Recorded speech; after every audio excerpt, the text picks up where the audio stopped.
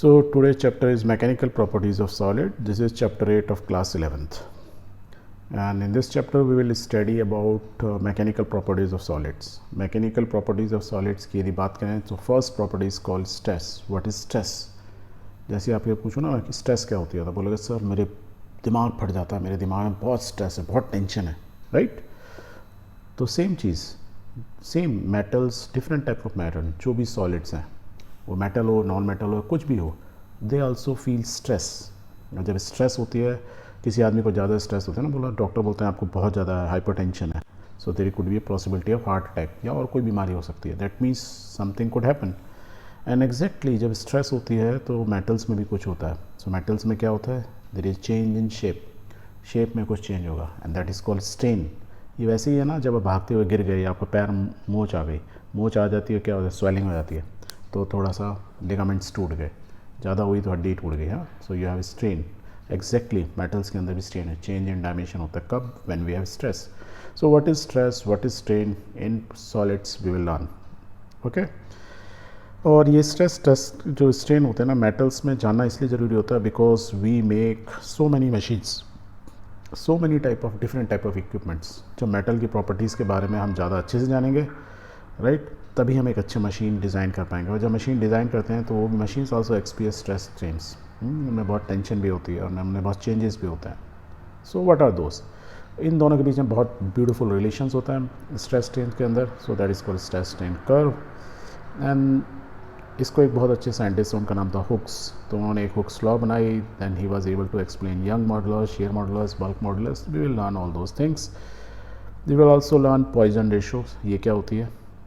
We will learn elastic potential energy in a stretch wire, जब भी किसी चीज़ को हम खींचते हैं तो क्या होता है.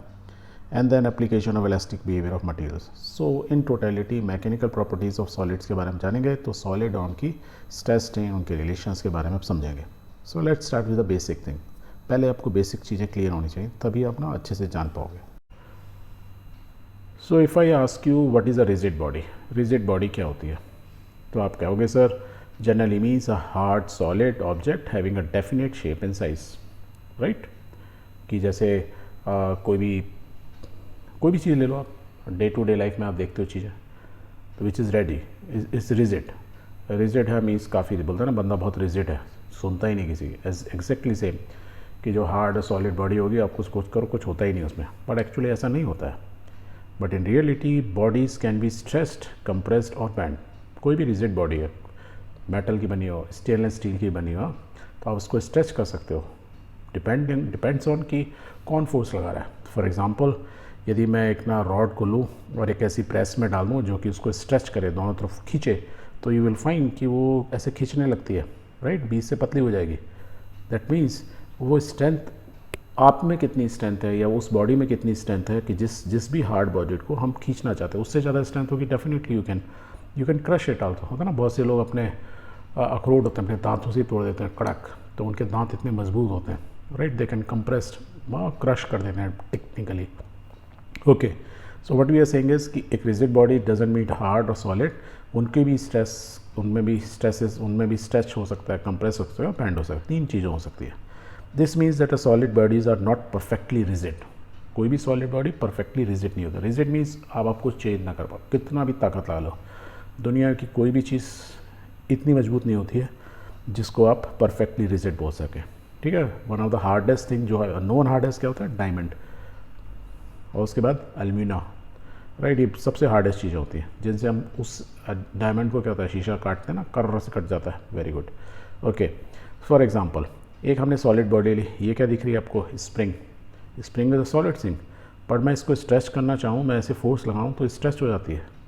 तो स्प्रिंग इज़ अ सॉलिड, देखो सॉलिड है, हार्ड है, सॉलिड ऑब्जेक्ट है, डेफिनेट शेप है, साइज़ है, सब कुछ है ना इसका, but still I am easily able to stretch it because उसका जो कॉन्फ़िगरेशन है, जो उसमें जो हमने डिज़ाइन बनाया है, उसका कॉन्फ़िगरेशन मीन्स डिज़ाइन, वो इस टाइप का है कि जब मैं उसको पुल करता हूँ तो स्ट्रेच हो जाती है, और मैं छोड़ देता हूँ तो वापस आ जाती है, राइट. तो इसका मतलब क्या है, सॉलिड नहीं हुई. Yes, it is a rigid body, but it can be stretched. Okay. So body, such type of body we say it is elastic. कि इलास्टिक की तरह होती है ना, आपने इलास्टिक बैंड लगाते हो, बालों में आपकी सिस्टर्स वगैरह लगाती होंगी, तो body is an elastic means body को हम बोल सकते हैं इज अ सॉलिड बॉडी है but is an elastic in nature, और ये हम बोलते हैं elasticity is there, that property is called elasticity. So a body having a elasticity property that means we can stretch it. Okay, ये है क्या है, रेत, सैंड. सैंड के ऊपर अपना हाथ ऐसे रखोगे और हटा लोगे तो क्या होगा, वो हमेशा के लिए आपका हाथ वैसे ही रहेगा. यदि मून के सरफेस पे आपके आप प्रेस करोगे, अब हज़ारों साल बाद भी जाओगे तो मून के सरफेस पे आपको अपना इंप्रेशन दिखेगा, बिकॉज वहाँ there is no wind, right. तो हम मान के चलते हैं. तो ये सैंड क्या चीज़ हुई, so we say such a body it is a solid. हाँ, सब कुछ है but it is plastic in nature. Plastic in nature और that property of the solid is called plasticity. ये वही प्लास्टिक है जो प्लास्टिक की बोतल होती है. प्लास्टिक की बोतल को आप एक बार क्रश करके छोड़ दो तो ऐसी ही रह जाती है, वापस नहीं आ पाती है. हाँ, इलास्टिक मीन्स जो अपनी शेप रिटेन कर ले, that is called elastic body. Plastic एक बार आपने कर दिया डिफॉर्म तो it will remain deform. I hope it is clear. But एक और भी चीज़ होगी, यदि आप स्प्रिंग जो आपके पेन वगैरह में स्प्रिंग होती है उसको ज़्यादा खींच दो, एक लिमिट से ज़्यादा खींच दो, तो वो वापस 100% अपनी ओरिजिनल शेप में नहीं आ पाती है, थोड़ा बहुत वापस आएगी. तो वी से the body is permanently deformed. तो डिफॉर्मेशन इज़ परमानेंट. दो spring is a elastic body. Spring जो शेप हमने मेटल की बनाई वो it is a elastic body, उसमें इलास्टिसिटी थी, बट हमने एक लिमिट से ज़्यादा फोर्स लगा दिया तो उसकी प्रॉपर्टी अभी भी इलास्टिसिटी है पर कम हो गई, मतलब वो अपने डिफॉर्म्ड हो परमानेंटली, वो अपने ओरिजिनल शेप में नहीं आ पाएगी. कुछ क्लियर हो रहा है. देखो, साइंस जब सीखनी है ना, फिजिक्स सीखनी है तो बिल्कुल प्रैक्टिकली चलो, जो होता है उसको तो, और एक्सेल वैसे ही डिफाइन की जाती है. आई होप प्लास्टिक और इलास्टिक बॉडी में क्लियर हो गया. गुड. ये दोनों जो प्रॉपर्टीज़ होती हैं, कोई भी बॉडी इलास्टिसिटी एंड प्लास्टिसिटी यदि इसमें प्रॉपर्टी है तो मीन्स सॉलिड्स के अंदर दोनों तरह की प्रॉपर्टीज़ होती हैं. कुछ बॉडी इलास्टिक होती हैं, कुछ बॉडी प्लास्टिक होती हैं. इलास्टिसिटी की भी एक लिमिट होती है. एक रबर बैंड को भी आप लिमिट से ज़्यादा छूटोगे तो क्या होगा, वो टूट जाएगी, तो it will share, it will broke, right. Okay, ये सारी प्रॉपर्टीज़ हम अपने डे टू डे घर बनाते हैं तो घर में भी हमें ध्यान रखना होता है कौन सा मटेरियल हम कहाँ लगाएं, छत पे क्या लगाएं, नीचे फ्लोर में क्या लगाएं, ये हमको ध्यान रखना पड़ता है, राइट. These things. ऐसी ब्रिज बनाते समय कौन सा मटेरियल लगेगा, क्या लगेगा, उसमें कितनी इलास्टिसिटी है, कितना प्लास्टिसिटी है, मीन्स उसकी प्रॉपर्टीज़ क्या हैं बेसिकली, वो सब भी चाहिए होगा. यहाँ तक कि हम यदि कोई भी कार वगैरह बना रहे हैं, whether is a sports car और वट एवर कार, उसके अंदर भी the properties of the metal, कौन सी प्रॉपर्टीज़ की बात कर रहे हैं, the elastic and the plastic property of the metal is very very important. यहाँ तक कि ना एरोप्लेन, ये क्या हवाई जहाज, अब ऊपर ले जा रहे हो हवाई जहाज तो इट शुड बी लाइट, हल्का होना चाहिए, बट हल्के के साथ साथ क्या होना चाहिए, it should be strong enough कि वो ना जो प्रेशर्स उस हाइट पे जो लग रहे हैं या स्पीड्स की वजह से जो इस पर स्ट्रेसेस डेवलप हो रहे हैं, ये ऐसा नहीं हवाई जहाज टूट के दो पीसेज में हो जाए. क्लियर है कि नहीं है. तो मीन्स हम यदि प्रॉपर्टीज़ ऑफ द मेटल जानते हैं कि उसकी इलास्टिसिटी कितनी है, उसकी प्लास्टिसिटी कितनी है, वो नेचर क्या है उस, तो हम एक राइट प्रोडक्ट बना सकते हैं. तो this are the few basic information you must always remember. So let's start this chapter. So what is stress and strain, क्या होते हैं, दो चीज़ें होती हैं. स्ट्रेस, पहले हम स्ट्रेस के बारे में पढ़ते हैं, then we talk about strain. Stress, जैसे मैंने आपको पहले बोला, दिमाग में भी हमारे स्ट्रेस रहती हैं, वी हैव टेंशंस, बहुत प्रेशर है हमारे दिमाग में, है ना. और जब प्रेशर होता है तो क्या चीज़ है, pressure means you know, physics में क्या बोलते हैं, pressure means force per unit area, right. Exactly वही चीज़ है स्ट्रेस भी. Let's understand. एक ये क्या है, स्प्रिंग है, एक तरफ से हमने उसको बांधा हुआ है एक वॉल के साथ. एक मैं इस पर फोर्स लगाऊंगा तो the moment we will put force, उसमें एलोंगेशन होगा. एलोंगेशन कितना होगा, it depends on the force. तो वी से हमने पढ़ा ही था, force is directly proportion to elongation, या elongation is directly proportion to force. जितना एलोंगेशन उतना फोर्स, या जितना फोर्स उतना ही ज़्यादा एलोंगेशन इस स्प्रिंग में होगा. कोई भी बॉडी जो स्प्रिंगी उसमें वो उसकी प्रॉपर्टीज़ हैं. सेकेंड, ये प्रोपोर्शनलिटी का यदि हम साइन हटाते हैं तो we can say F is equal to k x, where k is a spring constant. और spring constant for a material it is fix. Particular type की स्प्रिंग हो, पर्टिकुलर मटेरियल से बनी हो तो के की वैल्यू फिक्स होती है. That is Y, because it is a constant. Proportionality को हमने हटाया है. यहाँ तक क्लियर. और जब भी हम किसी चीज़ को पुल करते हैं, स्प्रिंग को पुल करते हैं, तो इसमें एनर्जी क्या होती है, स्टोर्ड हो जाती है. जैसे ही छोड़ोगे अपनी ओरिजिनल शेप ले लेगी. सेम वे में क्यों ले लेगी, क्योंकि इसमें जब आपने इसको पुल किया और एग्जैक्टली उसका opposite for Newton's third law, for every action there is an opposite reaction. तो हमने आप पुल किया तो स्प्रिंग क्या चाहेगी, अपने को बैक पुल करना चाहेगी. सेम वे में यदि मैं एक सॉलिड बॉडी को ले लेता हूँ, this is also a solid body, not a liquid thing, but is a spring shape जो है स्प्रिंग की फॉर्म में। एक हम सॉलिड बॉडी ले लेते हैं, सॉलिड बॉडी मीन्स एकदम रॉड ले लेते हैं कोई, राइट, और उसको एक तरफ हम उसको वेल्ड कर देते हैं एक प्लेटफॉर्म से, and we try to pull it by a force F. तो आप देखोगे क्या इसमें कुछ एलोंगेशन होगा? डेफिनेटली होगा, बट वो हमको दिखता नहीं है।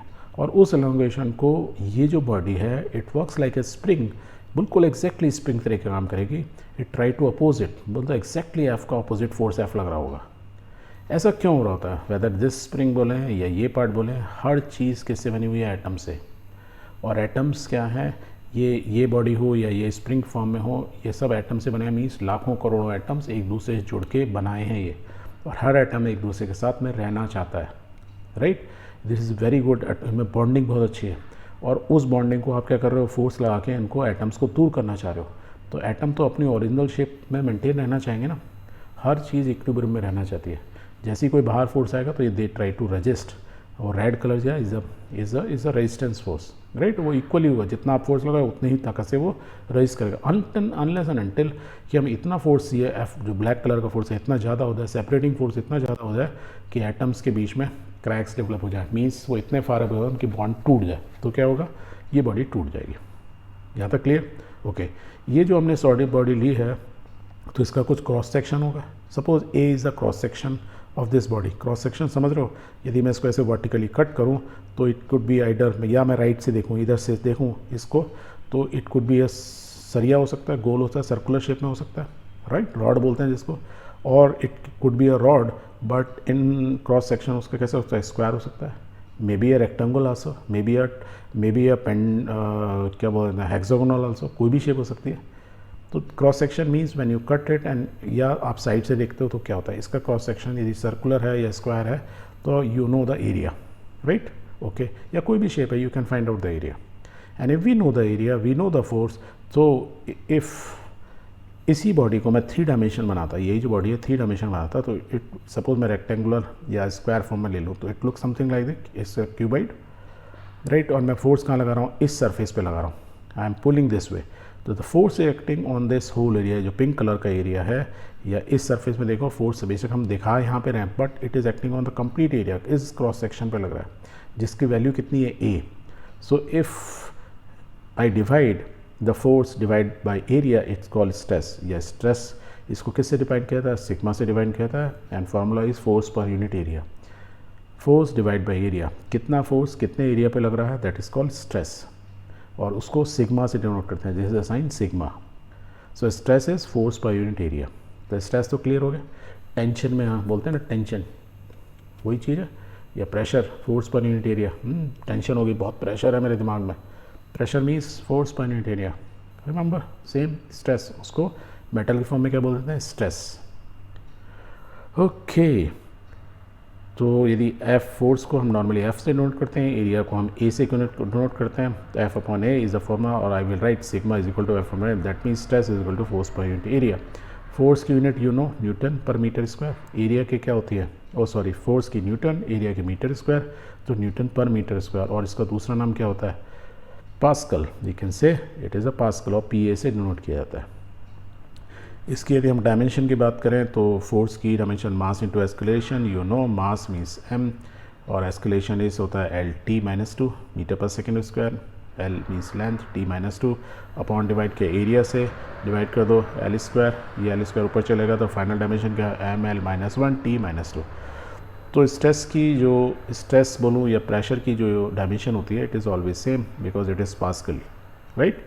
सो ML-1 T-2 आपको याद रखते हो तो इट्स वेरी गुड, और आज की डेट में तो याद ही रखो क्योंकि आपके क्वेश्चंस बहुत फास्ट आपको सॉल्व करने होते हैं। पर स्ट्रेस मीन्स क्लियर, बहुत प्रेशर में हो, means force per unit area, clear, very A is the area of cross section. I hope it is clear.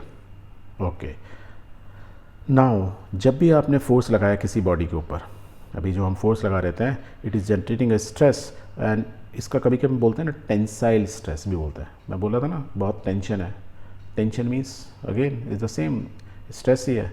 Stress बोलें या टेंसाइल स्ट्रेस बोलें, सब रिलेटेड ही हैं ना। किसी फिजिशियन ने ये सब जनरेट कर दिए होंगे कि बहुत टेंशन होती है, टेंशन से क्या होता है, स्ट्रेस जनरेट होती है। क्यों स्ट्रेस होती है? बिकॉज दिमाग फट रहा होता है, अंदर से ब्लड का प्रेशर हो रहा था, force per unit it is very high. I hope it is clear. So stress बोले या टेंसाइल स्ट्रेस बोले, it's both the same thing. But ultimately stress से क्या होगा, जब हम इसको पुल कर रहे हैं, जैसे स्प्रिंग को पुल किया, स्प्रिंग की लेंथ बढ़ रही थी, so there is a elongation in a body. हमें यहाँ दिख नहीं रहा है बट वो हो रहा है, वो इतना माइक्रोन लेवल पे है कि हम फील नहीं कर सकते, but if we have an instrument we can measure it. Suppose एक बॉडी, सेम बॉडी को यदि मैं खींचने की जगह यदि प्रेस करता, what I am doing, it is pressing against this wall. इसी सेम बॉडी, ये ऊपर वाली बॉडी है, इसी शेप में, तो I am pressing. Now the force is not pulling it, it is pressing, we say. और जब मैं इसको किसी चीज़ को प्रेस करूँगा तो वो ऑपोजिट फोर्स लगेगा, न्यूटन्स थर्ड लॉ, ये तो हमेशा रहेगा ही रहेगा। So such a force will generate stresses, वो भी इसमें स्ट्रेस करेगा, उसका भी formula force per unit area होगा। बट किस तरह की स्ट्रेस होंगे? कंप्रेसिव स्ट्रेस, मीन्स जो ये सारे एटम्स हैं दे वर फीलिंग एज इफ कोई उनको दबा रहा है बाहर से। कौन कर रहा है? कोई उनको प्रेस कर रहा है। वेयर एज ऊपर वाले केस में था कोई उनको खींच रहा है, पुल कर रहा है। Pull means tensile stress, push कर रहा है मीन्स कंप्रेसिव स्ट्रेस। स्ट्रेस तो है but it is compressive one. I hope it is clear. तो compression in the body, the atoms will feel compression, okay, but remember both are called longitudinal stress, both are called longitudinal, compressive stress हो या tensile stress हो, इनकी दोनों की वजह से along the length means क्या होता है, this is the body, ये बॉडी की लेंथ में देखूँ तो लेंथ में कुछ चेंज होगा, या तो वो छोटी होगी या वो लेंथ बड़ी होगी। तो व्हेन लेंथ के अक्रॉस में हम जब बात कर रहे होते हैं, जो भी स्ट्रेस की वजह से लेंथ में चेंजेस हो रहे होते हैं या होंगे, वो क्या होते हैं? Along the length. That is why we say इनको हम कंप्रेसिव या टेंसाइल स्ट्रेंथ ना बोल के हम we can say these are longitudinal strength along the length. The stresses which are along the length are called longitudinal stresses. Clear? Good. यदि same body को, इस केस में तो देखो हमने क्या किया, किसी एक वॉल पे उसको स्टिक किया हुआ है, वेल्डेड किया हुआ है, और तब हम इसको खींच रहे थे या प्रेस कर रहे थे, राइट। बट यदि मैं same force, exactly same force, F force लगाऊँ, इस बॉडी को पुल करता हूँ, तो क्या होगा? ये बॉडी मेरे साथ चलने लगेगी। तो मुझे क्या इसको रोकना होगा? तो मुझे ऑपोजिट फोर्स इधर भी लगाना पड़ेगा। दैट मीन्स अनलेस एंड, तो मैं जब यहाँ एफ फोर्स लगाना हो तो मुझे एफ फोर्स यहाँ पे भी लगाना पड़ेगा। सेम वे में सेम बॉडी को यदि मैं प्रेस करता तो ये क्या होती? इधर को चलने लगती। तो मेरे को इसको रोकना होगा, क्या होगा? दोनों तरफ से फोर्स लगाना पड़ेगा। ये एग्जैक्टली वैसा ही है, किसी एक गुब्बारे को अपने हाथों के बीच में रखो यानी यू पुश इट फ्रॉम दो अदर साइड। तो हम क्या कर रहे हैं? वी आर अप्लाइंग फोर्स, मेरा ये हैंड और ये हैंड दोनों फोर्स लगा रहे हैं इस बॉडी के ऊपर। We can say this case के अंदर we are what we are doing, we are compressing, तो it is generating compressive strength. ये डायग्राम हो या ये डायग्राम हो, दोनों एग्जैक्टली सेम ही चीज़ है। Basically what I am doing, we are applying force F. आप कहोगे ये भी तो एफ हो गया, 2F हो गया। नो, यहाँ पे देखो ये दीवार थी, जब मैंने इसको दबाया एफ से तो अपोजिट दीवार ने मेरे ऊपर फोर्स क्या लगाया? F, right, opposite reaction force लगा। अब ध्यान से सोचो, मैंने इधर एफ फोर्स लगाया तो ये ऑपोजिट रिएक्शन फोर्स, यदि होता ही नहीं तो कभी भी फोर्स प्रेशर जनरेट ही नहीं, स्ट्रेस जनरेट ही नहीं होते। सेम वे में यदि हम पहले वाले डायग्राम को देखें, जहाँ हम क्या कर रहे हैं? दोनों तरफ से पुल कर रहे हैं बॉडी को, इस बॉडी को दोनों तरफ से खींच रहे हैं। गुब्बारे के केस में कर रहे थे, दोनों तरफ से हम इसको प्रेस कर रहे हैं, कंप्रेस कर रहे हैं, राइट। सो कंप्रेस कर रहे हैं तो इसका साइज रिड्यूस हो रहा है, सो कंप्रेसिव स्ट्रेस जनरेट होते हैं। दैट मीन्स ये जो डायग्राम है, सेकंड डायग्राम या फर्स्ट डायग्राम, आई कैन से कि जो हमारा जो हमने ये ऊपर सीखा था, मीन्स मैंने यदि इस बॉडी को एक तरफ वेल्ड कर दिया एक स्ट्रक्चर से, एंड मैं इस रॉड को क्या कर रहा हूँ? पुल कर रहा हूँ, तो टेक्निकली रिएक्शन फोर्स क्या हो रहा है? ये उसको रोकने की कोशिश कर रहा है, there is a resistance force या रिएक्शन फोर्स। तो वही तो है यहाँ पे, ये नीचे वाली बॉडी में हम क्या कर रहे हैं? हम एक तरफ से खींच रहे हैं। अरे यदि ये दूसरा फोर्स नहीं होता तो ये हमेशा आपके साथ खिंचती हुई चली जाती, तो कोई फोर्स ही नहीं आता इस बॉडी पे। जब हमको इसको स्ट्रेच करना है तब हमको दोनों तरफ से खींचना होगा। दैट मीन्स एक तरफ मुझे रेजिस्टेंस क्रिएट करना होगा। इस केस में we are saying by black colour से हम दिखा रहे हैं एफ, वेयर एज अबाव में हम उसको रेड कलर से बोल दे रहे हैं। सो इट इज़ अ रेजिस्टेंस। तो आप जब एक तरफ किसी एक को फोर्स, पुल फोर्स बोलोगे, तो दूसरा इज़ द होल्डिंग फोर्स और द रेजिस्टेंस फोर्स।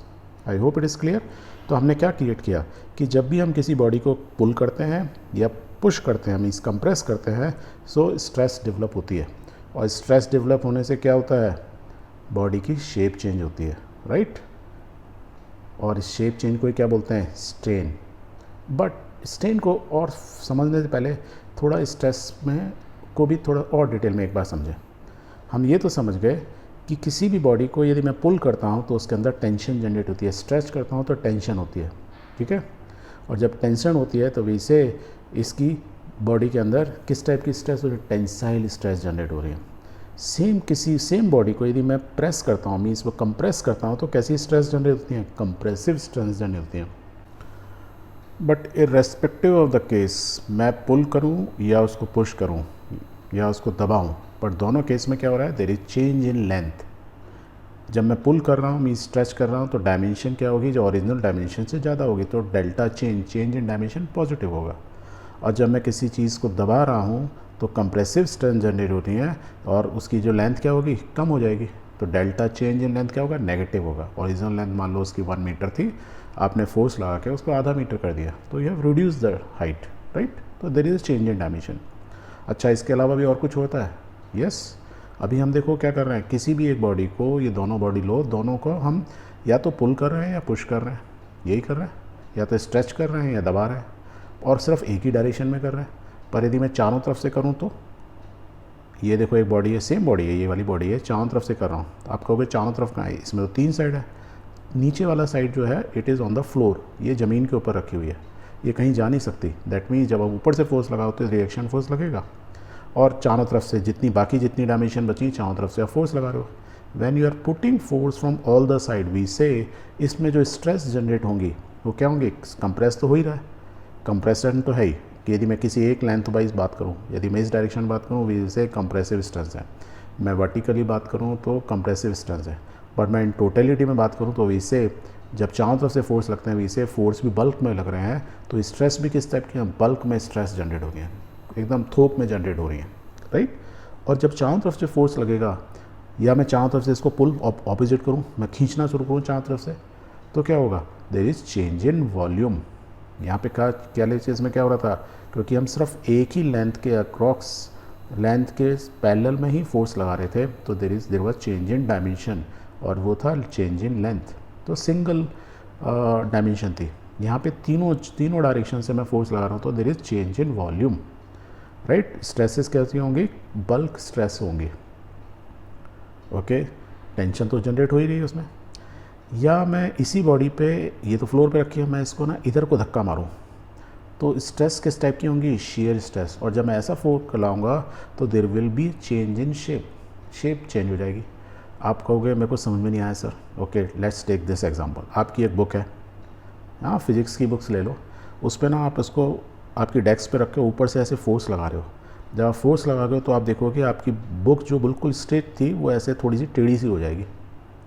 ये आपने ब्रेड हो ना, ब्रेड का एक पैकेट ले लो, ब्रेड के पैकेट को ऐसे धक्का मारो ऊपर से, एक उसको आपको अपने बेंच पे रख दो और टॉप सरफेस पे ऐसे parallel to the top surface, exactly parallel to the top surface आप यदि ऐसे फोर्स दोगे तो उसको किस टाइप की स्ट्रेस जनरेट होंगी, उसमें शेयर स्ट्रेस जनरेट होंगी। बहुत बार क्या होता है ना, कोई चीज़ टूट जाती है, राइट, कोई शाफ्ट टूट गया तो वी यूज़ द वर्ड कि शेयर हो गया सर। शेयर हो गया मीन्स एज इफ़ यदि उसके टूटे हुए सरफेस को देखोगे, जैसे ये बॉडी है और ये बॉडी टूट गई, यदि मैं इस सरफेस टूटे हुए सरफेस को देखूंगा, ये जो ए से रिप्रेजेंट किया है, आपको लगेगा as if you have cut it with a knife. क्यों हुआ ऐसे, कि मान लो ये एक ब्रिक है, राइट, ब्रिक को आप यहाँ पे पकड़ लो अच्छे से, टेबल के ऊपर रख लो, और ना जैसे होता है आपने देखा ना वो जो जूडो कराटे वाले लोग होते हैं, वो क्या करते हैं कि ब्रिक को एक तरफ पकड़ लिया और यहाँ पे एकदम फड़ाक से हाथ मारते हैं, तो वो क्या होगा, एकदम ब्रिक ना 2 पीस में एकदम दे, तो ऐसे जो ये सरफेस कटा तो क्या कट गया, एज इफ वो नाइफ से काट दिया हो। तो उस केस के अंदर जब वो प्रोसेस हो रही होती है तो उसमें जो स्ट्रेस जनरेट होती हैं बिकॉज इट इज़ शेयरिंग, क्या हो रहा है, फट रहा होता है वो, तो we say it is a shear stress में जनरेट हो रही होती है। I hope it is clear. पर यदि कोई चीज़ ऐसी हो रही है तो शेयर हो रही है मीन्स वो टूट रही है, कट रही है, तो वो क्या चेंज होगा, चेंज इन शेप तो होगी but it is permanent. Whereas यदि मैं एक और एग्जांपल लेता हूँ कि एक ना प्लेट को दो ऐसे एक टेबल को उल्टा करके रखता हूँ, उसके ऊपर उसके लेग्स के ऊपर एक ना प्लेट रख देता हूँ और उसके बीच में मैं कूदता हूँ, तो क्या होगा, ये दबेगी, राइट। और यदि मैं हर बार जब कूदूंगा तो थोड़ी सी दबेगी और जैसे मैं और फिर मेरे को धक्का मार के उछाल देगी। That means it works like a spring. यदि मैं इसमें परमानेंटली वेट टांग दूंगा तो वो ऐसे करके सैग हो जाएगी, हाँ थोड़ी सी सैगिंग आ गई, थोड़ी सी दब जाएगी, पर जैसे ही मैं ये वेट हटाऊंगा तो वो वापस अपनी पोजीशन ले लेगी, स्ट्रेट हो जाएगी, बिल्कुल स्ट्रेट हो जाएगी। So this body is behaving like a flexible body. यहाँ क्या होती, शेयर हो गई थी, कट रही थी, जब फट रहा कोई चीज़ शेयर कट दिया ना, शेयर होंगे, शेयरिंग मीन्स फट गई। यहाँ क्या हुआ, फ्लेक्सिबिलिटी है, जैसी फोर्स हटाया वापस आ गए। तो इसमें जो स्ट्रेस जनरेट होंगी उनको बोलेंगे फ्लेक्सुरल स्ट्रेसेस, मीन्स फ्लेक्सिबल होंगी, बॉडी फ्लेक्सिबल है तो इसमें स्ट्रेस जनरेट हुई, पर दोज आर फ्लेक्सुरल। तो फ्लेक्सुरल स्ट्रेस फ्लेक्सिबल बॉडी में होती है, जो बॉडी अपनी शेप को रिटेन कर लेती है। So we say there is a change in shape, but that change in shape is temporary. Change तब तक ही है जब तक ये फोर्स लग रहा है, जब तक ये वेट इस पर टंगा हुआ है। जैसे ये ऐसे मान के चलो, एक ब्रिज है, ब्रिज के ऊपर कोई गाड़ी जा रही है तो वो उतनी ही देर तक जब तक गाड़ी है वो बैंड होगी, जैसी ही गाड़ी निकल जाएगी ब्रिज के ऊपर से, ब्रिज फिर पैरेलल हो जाएगा। आप बोले ऐसा तो हमें होता ही नहीं, देखा ही नहीं सर। आप मान के चलो, अज्यूम करो, यदि आप बहुत उसको एनलार्ज कर दोगे, then you will see it is happening exactly this way. I hope it is clear, good. Now let's once again see कि जब हमने इस बॉडी के ऊपर पहले वाली बॉडी को पुल किया अलोंग द लेंथ, या जब दबाया, पुश किया, कंप्रेसिव स्ट्रेंथ जनरेट हुई, दोनों केस में क्या हुआ, चेंज इन लेंथ। तो चेंज इन लेंथ हम बात कर रहे हैं जिस डायरेक्शन में हम फोर्स लगा रहे हैं। दैट मीन्स सपोज मैं एक बॉडी है जिसकी लेंथ एल है, उसके मैं इस सरफेस पे फोर्स लगाता हूँ along the length. Length means उस डायमेंशन की बात कर रहे हैं, that dimension which represents the maximum length. हम छोटी वाली साइड की बात नहीं कर रहे हैं, वो डायमेंशन जो कि सबसे लंबी है, राइट। जब हम उसको पुल करते हैं तो उसमें डेल्टा चेंज होता है। ये बॉडी सर्कुलर है तो ऐसे होगी, यदि सेम बॉडी रेक्टेंगुलर, यदि इस टाइप की होगी तो मैं इसमें क्या कर रहा हूँ, इधर पुल कर रहा हूँ, ये मेरा एरिया है, ये मैं पी प्रेशर से खींच रहा हूँ, प्रेशर है तो मैं फोर्स में कन्वर्ट कर ही सकता हूँ, फोर्स पर यूनिट इधर प्रेशर, मेरे को एरिया मालूम है, प्रेशर मालूम है, ठीक है। तो यदि मैं इधर को पुल कर रहा हूँ, राइट, या मैं इसमें प्रेशर लगा रहा हूँ, मीन्स स्ट्रेच कर रहा हूँ, तो चेंज क्या हो रहा है, दिस इज़ द लेंथ, और इसी लेंथ के अक्रॉस बात करें that is change in delta length. हम सिंपल डायमेंशन की बात करें, सिंगल डायमेंशन। हाँ, जब हम बल्क की बात कर रहे होते हैं, we are talking over change in dimension, mean मैं चारों तरफ से फोर्स लगा रहा हूँ तो चेंज इन वॉल्यूम, या तो वॉल्यूम कम होगा या वॉल्यूम बढ़ेगा। अभी तो मैं चारों तरफ से प्रेस कर रहा हूँ, यदि मैं चारों तरफ से पुल करता तो क्या होता है, इसकी बॉडी, इसका शेप बढ़ जाता है कि नहीं, क्लियर, ओके। शीयर के केस में हम डायग्राम थोड़ा इसको ऐसे रिप्रेजेंट कर देते हैं कि एक सिलेंड्रिकल बॉडी है जिसकी लेंथ एल है, और इस सरफेस के पैरेलल ये जो मैं फोर्स लगाया, as a result of this force ये जो बॉडी वर्टिकल थी वो थोड़ी सी इंक्लाइंड हो गई, और जो इंक्लाइंड हुई बाय एंगल थीटा, और उसमें वर्टिकली वो कितना, यदि मैं वर्टिकल डायरेक्शन में लूँ तो there is a change in dimension, delta x shift हो गई। क्लियर है, ये किस केस में होता है, जब हम शेयर फोर्स लगा रहे हैं पैरेलल टू द बॉडीज के सरफेस। फ्लेक्सुरल केस में क्या हो रहा है, हम क्या बोल रहे हैं कि ये बॉडी सैग कर जा रही है। तो इन सारे केसेस में हमने टेंशन दें, दबाएं, चारों तरफ से दबाएं, या पैरेलल टू द सरफेस दबाएं, या ऐसे फ्लेक्सिबल स्ट्रेसेस हों कि मीन्स फोर्स लगा रहे हैं, हटा रहे हैं, ओरिजिनल शेप आ जा रही है, बट इन सब केस में there is change in dimension. और जब चेंज इन डायमेंशन होता है उसी को क्या बोलते हैं हम, स्ट्रेन। स्ट्रेस से क्या जनरेट होता है, स्ट्रेन, बॉडी की शेप चेंज होती है, वो सिंगल डायमेंशन हो, मल्टी डायमेंशन हो, या टेढ़ी हो, परमानेंट हो, या टेम्परेरी हो, कुछ भी हो, उससे जनरेट क्या होता है, स्ट्रेन। तो स्ट्रेन को आप फार्मूला बना लेते हैं। स्ट्रेन भी दो तीन तरह की होंगी, जब खाली लेंथ चेंज हो रही है तब इसे लॉन्गिट्यूडनल स्ट्रेन। तो इन दोनों केस के अंदर या तो लेंथ बढ़ रही है या लेंथ कम हो रही है, तो इसमें जो स्ट्रेन जनरेट हो रही है तो formula is change in length divide by total length. Means original length क्या थी बॉडी की, जैसे इस केस में ओरिजिनल लेंथ यदि एल है, there is a change in length delta L by force F. तो लॉन्गिट्यूडनल स्ट्रेन क्या होगा, स्ट्रेन मीन्स चेंज हुआ, स्ट्रेन या तो चेंज इन डायमेंशन, क्योंकि अलोंग द लेंथ हुआ इसलिए बोलते हैं longitudinal strain, delta L upon L. और लॉन्गिट्यूडनल स्ट्रेन को एक सिंबल से रिप्रेजेंट करते हैं, इस टाइप के सिंबल को, हाँ, इस लाइक ई, इसको क्या बोला जाता है, इप्सिलॉन। क्या है, इप्सिलॉन। इप्सिलॉन मतलब डेल्टा एल अपॉन एल। और देखो ये क्या है, delta L is one dimension, change in dimension, इसकी यूनिट क्या होगी, मीटर, मान लो मीटर में लेता हूँ, स्टैंडर्ड यूनिट मीटर, मीटर, तो क्या होगा, it is dimensionless. That means जो स्ट्रेन होता है उसकी कोई डायमेंशन नहीं होती, हम बोलते हैं बस उसकी डायमेंशन या तो बढ़ गई है, या तो लंबा हो गया, या छोटा हो गया, ठीक है। ये एक रेशियो है, total change divide by total length, initial जो लेंथ थी, delta L upon L, longitudinal along the length, strain means change in dimension. I hope it is clear, good. पहले केस क्लियर, जब चेंज इन वॉल्यूम हुआ तो हम क्या बोलेंगे इसको, वॉल्यूमेट्रिक स्ट्रेन। स्ट्रेन तो जनरेट हुए, डायमेंशन तो चेंज हुआ, किस में हुआ, वॉल्यूम में चेंज हुआ, इसलिए volumetric strain. Same formula, volume में हुआ तो delta V upon original volume, change in volume divide by original volume. देखो ये भी वॉल्यूम, ये भी वॉल्यूम, तो इसमें क्या होगा, डायमेंशन लेस है ये भी, इसकी भी कोई यूनिट नहीं होगी और इसका कोई सिंबल नहीं है, जैसे इसका एप्सिलॉन है, इसका कोई सिंबल, इसको वॉल्यूमेट्रिक स्ट्रेन ही बोलते हैं।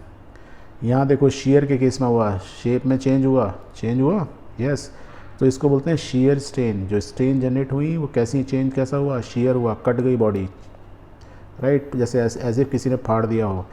तो इसमें देखो फार्मूला क्या होगा, डेल्टा एक्स अपॉन एल, ये देखो इसकी डायमेंशन, ये थोड़ा सा डेल्टा एक्स इस डायरेक्शन में चली गई और length is a vertical length, तो डेल्टा एक्स अपॉन एल, इसको थोड़ा सा याद रखना है, थोड़ा सा कन्फ्यूजन है, कोई बात नहीं। जिस डायरेक्शन में फोर्स लगाया उसमें चेंज इन डायमेंशन हुआ, डेल्टा एक्स, ये एल, ये जितना ज़्यादा एल होगा उतना स्ट्रेन क्या होगा, कम होगा, उल्टा होगा, ये आप पढ़ेंगे आगे, समझेंगे फॉर्मूले से, कोई प्रॉब्लम नहीं। तो याद रखो delta x upon L is called shear strain, is a strain change in dimension. देखो ये भी मीटर है, ये भी मीटर है, मीन्स सेम यूनिट है, that means again there is no dimension. दूसरा डेल्टा एक्स को यदि आप ध्यान से देखो, it is forming a triangle, right, जिसकी ये साइड क्या है, लेंथ, यही तो है लेंथ, ये डेल्टा एक्स, ये थीटा है, तो टेन थीटा क्या हुआ, perpendicular upon base, perpendicular delta x upon base is L, delta x upon L V can से टेन थीटा। तो यदि थीटा मालूम है तो शेयर स्ट्रेन निकाल सकते हो, that is tan theta. I hope clear है। अगेन डायमेंशन लेस है, यस, या इसको हम दोबारा क्या बोल देते हैं, शेयर स्ट्रेन, शेयर स्ट्रेन बोलो या शेयरिंग स्ट्रेन, वो स्ट्रेन जिससे शेयरिंग हो रही है, एज इफ जैसे वो कट जा रहा है। And once again theta is an angular displacement, ये थीटा क्या है, ये कितना एंगुलर डिस्प्लेसमेंट, वो एंगल जिससे ये जितना इंक्लाइंड हो गया, जैसे लीनिंग टावर और पिज़्ज़ा वो हो गया ना, थोड़ा सा टिल्ट हो गया, वैसा ही है। Very good, and we say it is the dimension unit. तो इन सारों में यदि आप ध्यान से देखो कि अलॉन्ग द लेंथ हुआ तो longitudinal strain, along the volume हुआ तो वॉल्यूमेट्रिक स्ट्रेन, शेयर हुआ तो शेयर स्ट्रेन, पर सब में क्या है, लेंथ बोलेंगे delta L upon L, volume में डेल्टा वी अपॉन वी, और शेयर में डेल्टा एक्स अपॉन एल।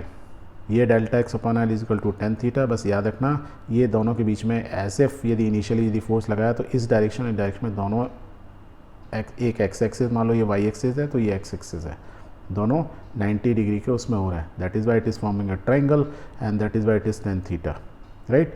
तो स्ट्रेन को हम क्या बोल सकते हैं, क्या समझे कि जब भी किसी बॉडी में स्ट्रेस जनरेट होता है तो उसमें स्ट्रेन होता है। Strain is the ratio of change in dimension to the original dimension. Change in dimension, delta length change हुई with respect to original, volume change हुआ with respect to original volume, length change हुई, ये length. अब technically यदि मैं देखूँ तो यहाँ पे भी हम डेल्टा एल अपॉन एल क्यों नहीं लिख रहे, हम इसलिए नहीं लिख रहे क्योंकि यहाँ डेल्टा एक्स चेंज इधर हो रहा है, पर आप ध्यान से देखेंगे ये बॉडी, ये जो लेंथ है ये थोड़ी सी बड़ी होगी ना, हम तो वर्टिकल बोल रहे हैं पर ये भी तो थोड़ी सी स्ट्रेच हुई होगी। अब इसको मेज़र करना डिफ़िकल्ट होता है कंपेरेटिवली दिस को मेज़र करना इजी सी, राइट। तो आप इसलिए इसको शेयर स्ट्रेन को डेल्टा एक्स अपॉन एल लिखा जाता है। आई होप क्लियर, यहाँ तक क्लियर, स्ट्रेन क्लियर हो गया। और यदि टेम्परेरी चेंज वाले में फ्लेक्सिबल बॉडी है तो क्या होगा, वो वापस ओरिजिनल शेप ले रही है। तो इसमें हम इंपॉर्टेंट चीज़ क्या देखते हैं, जब आप वेट लगाते हो या पुश करते हो तो इनिशियल लेंथ थी, जब हमने इसको सेंटर में वेट लगाया तो देखो ये जो रेक्टेंगल दिख रहा है ना, ये वाला डैश डैश डैश वाला, ये इसकी ओरिजिनल पोजीशन थी। यहाँ पे सेंटर से मैंने एक वेट टांग दिया तो ये क्या हुआ, बॉडी ऐसे करी गई, तो ये centre point, centre of gravity, ये जो ब्लैक डॉट दिख रहा है ये डाउन आके यहाँ तक आ गया देखो, तो देर इज़ अ डिफ्लेक्शन, ये इतना सैक कर गई, क्या बोलते हैं इसको, बॉडी सैक कर गई, ऐसे नीचे को झूल गई, या दूसरा एक वर्ड है वी कैन से सैकिंग हो गई बॉडी में। यदि किसी बॉडी के ऊपर ज़्यादा वजन रख दो, आपने मान लो एक ना बांस या पोल बांधा हुआ है उस पर आप लटक जाओ तो बोलते हैं ना पीछे से सैक कर गया, झूल गया, तो और वो process is called sagging, body क्या हुई, सैक कर गई, प्रोसेस इज कॉल्ड सैगिंग। और जो उससे और जो स्ट्रेस जनरेट हुई या जो ये सैग हुआ, जो डिफ्लेक्शन हुआ, ये जो साइन दिया हुआ है ना छोटा सा, is equal to WI cube divide by, I means ये लेंथ, सॉरी ये L मीन्स ये L है, WL cube upon 4BD QY, अब ये बी डी क्यू वाई क्या है, B is the dimension, D is the depth, देखो ये लेंथ है, ये विड्थ, ये डेप्थ है, वो विड्थ भी दी हुई है, सब दिया हुआ है, और डब्ल्यू इज़ द वेट है, वाई यंग्स मॉडुलस, ये क्या होता है हम आगे पढ़ेंगे।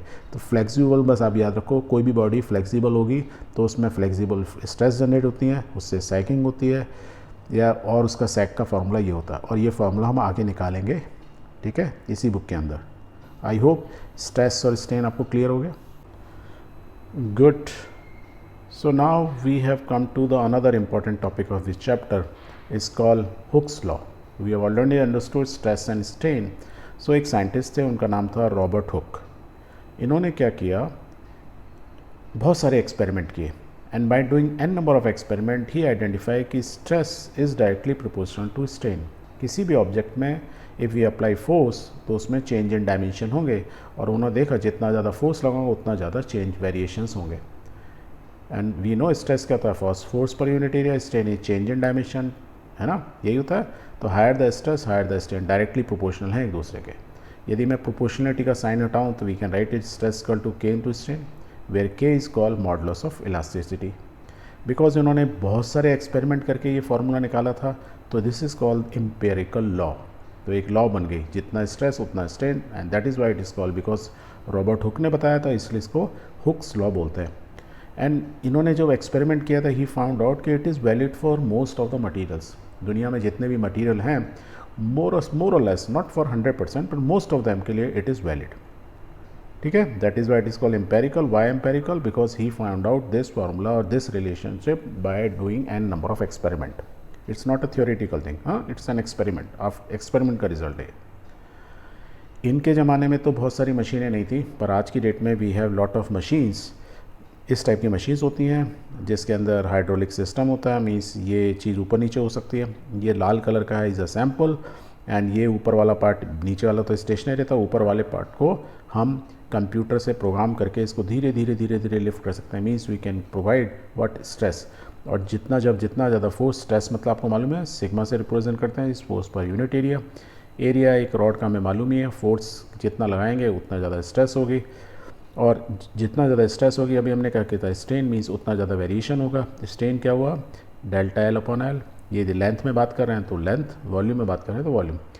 तो आज की डेट में ऐसे इंस्ट्रूमेंट आते हैं, आपकी लैब में होंगे, जहाँ हम सैम्पल रखते हैं, वी स्टार्ट द कंप्यूटर, और कंप्यूटर में वी गेट अ ट्रेंड।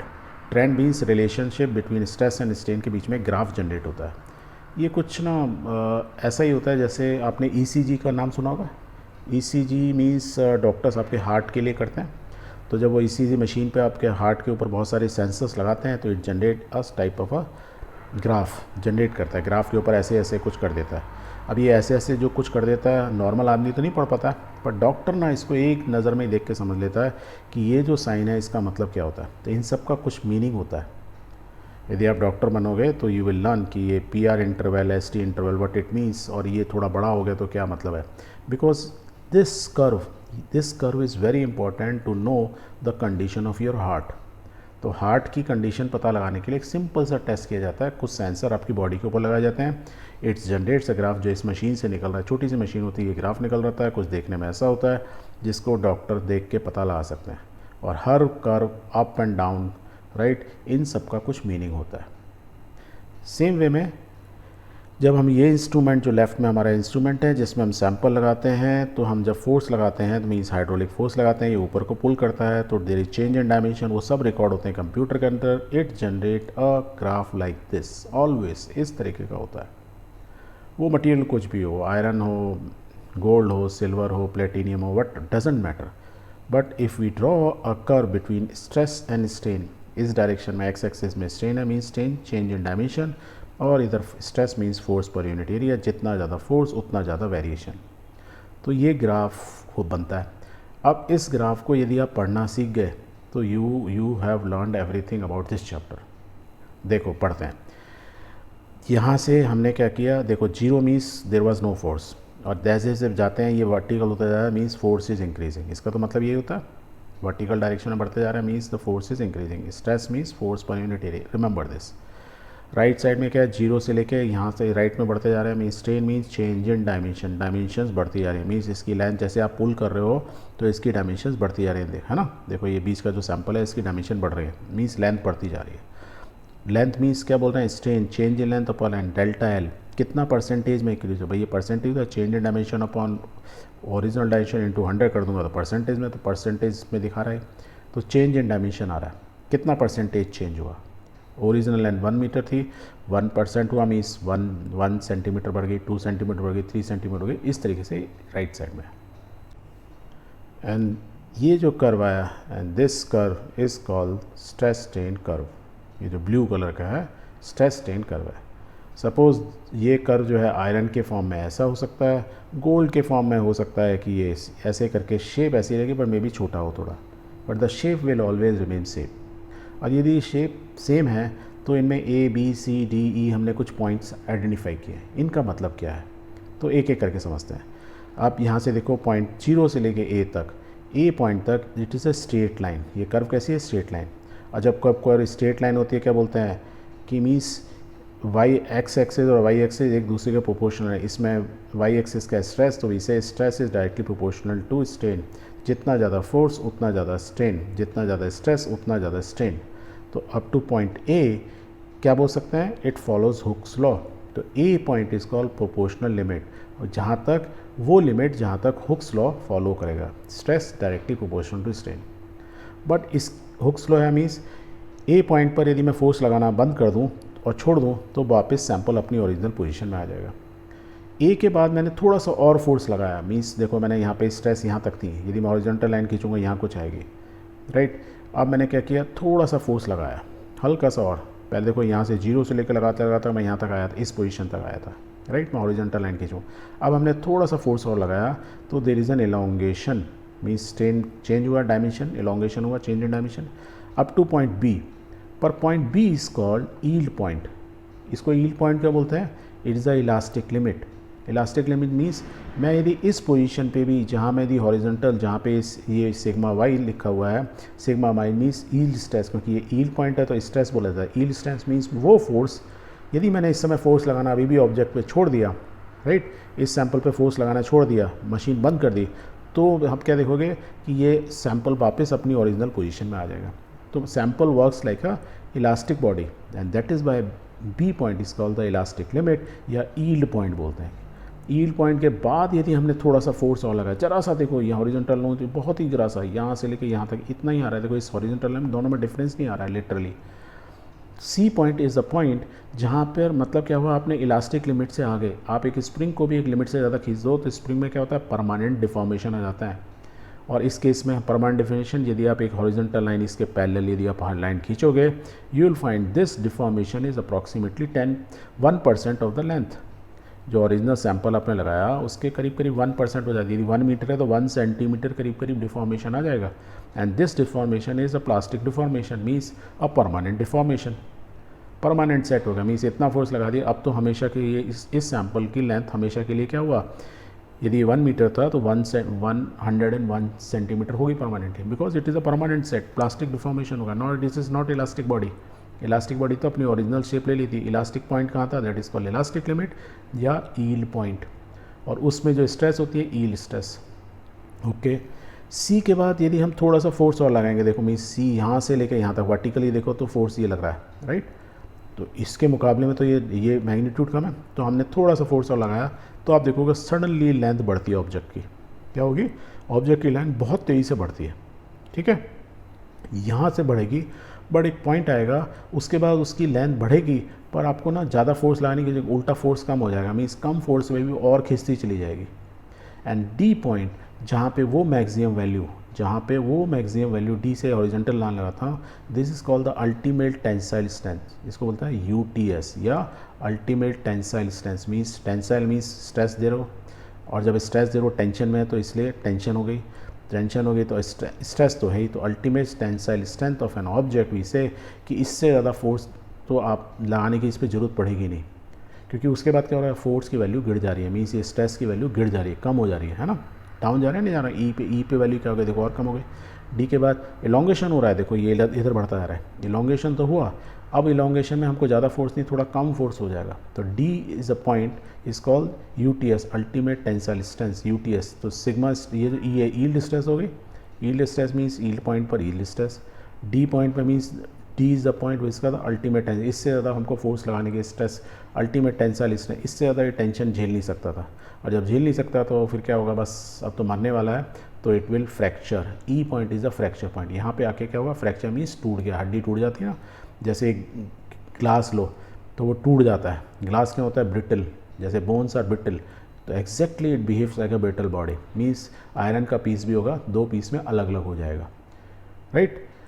कोई चीज़ हम बोलते हैं ना ductile, ductile means you can stretch it, आप स्ट्रेच कर सकते हो, लाइक गोल्ड, एल्यूमिनियम, सिल्वर, ये सब ऐसी चीज़ें, दीज आर डक्टाइल मटीरियल। तो E is the point where body becomes a ductile, body becomes a brittle body, वो उस समय टूट जाती है। वो गोल्ड भी होगा ना, वो यहाँ पे आके टूट जाएगा। I hope this is clear. तो प्लीज़ रिमेंबर दिस, इसको थोड़ा और एक बार ध्यान से समझना कि अप टू पॉइंट ए कोई भी बॉडी को खींचेगा स्ट्रेस स्ट्रेन के proportional, that means is follows Hooke's law. A के बाद थोड़ा सा फोर्स और लगेगा, मीन्स वो एक लिमिट आएगी जहाँ तक ये पॉसिबिलिटी है कि इलास्टिक बॉडी की तरह बिहेव करेगा, मीन्स मैं फोर्स हटा देता तो वापस ओरिजिनल शेप में आ जाता। बी के बाद जरा सा ही फोर्स लगाओगे, there is a permanent deformation, that is called permanent set या प्लास्टिक डिफॉर्मेशन। सी के बाद थोड़े से फोर्स में ही डिफॉर्मेशन बहुत लंबा हुआ, यहाँ से देखो यहाँ तक हो गया डिफॉर्मेशन, राइट, हल्का सा फोर्स है, और वो एक उसके बाद फोर्स गिरता है, जो मैक्सिमम फोर्स लगा that is called ultimate tensile strength, और जब वो टूट जाएगा that is E point, is called the fracture point. I hope this is clear, okay, very good.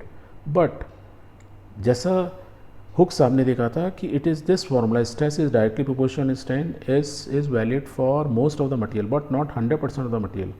कुछ मटेरियल का ग्राफ ऐसा भी आता है ट्विंग करके, जब ऐसा डिफरेंट सा पैराबोला टाइप का आ जाता है, राइट, तो इस टाइप के ग्राफ क्यों आते हैं?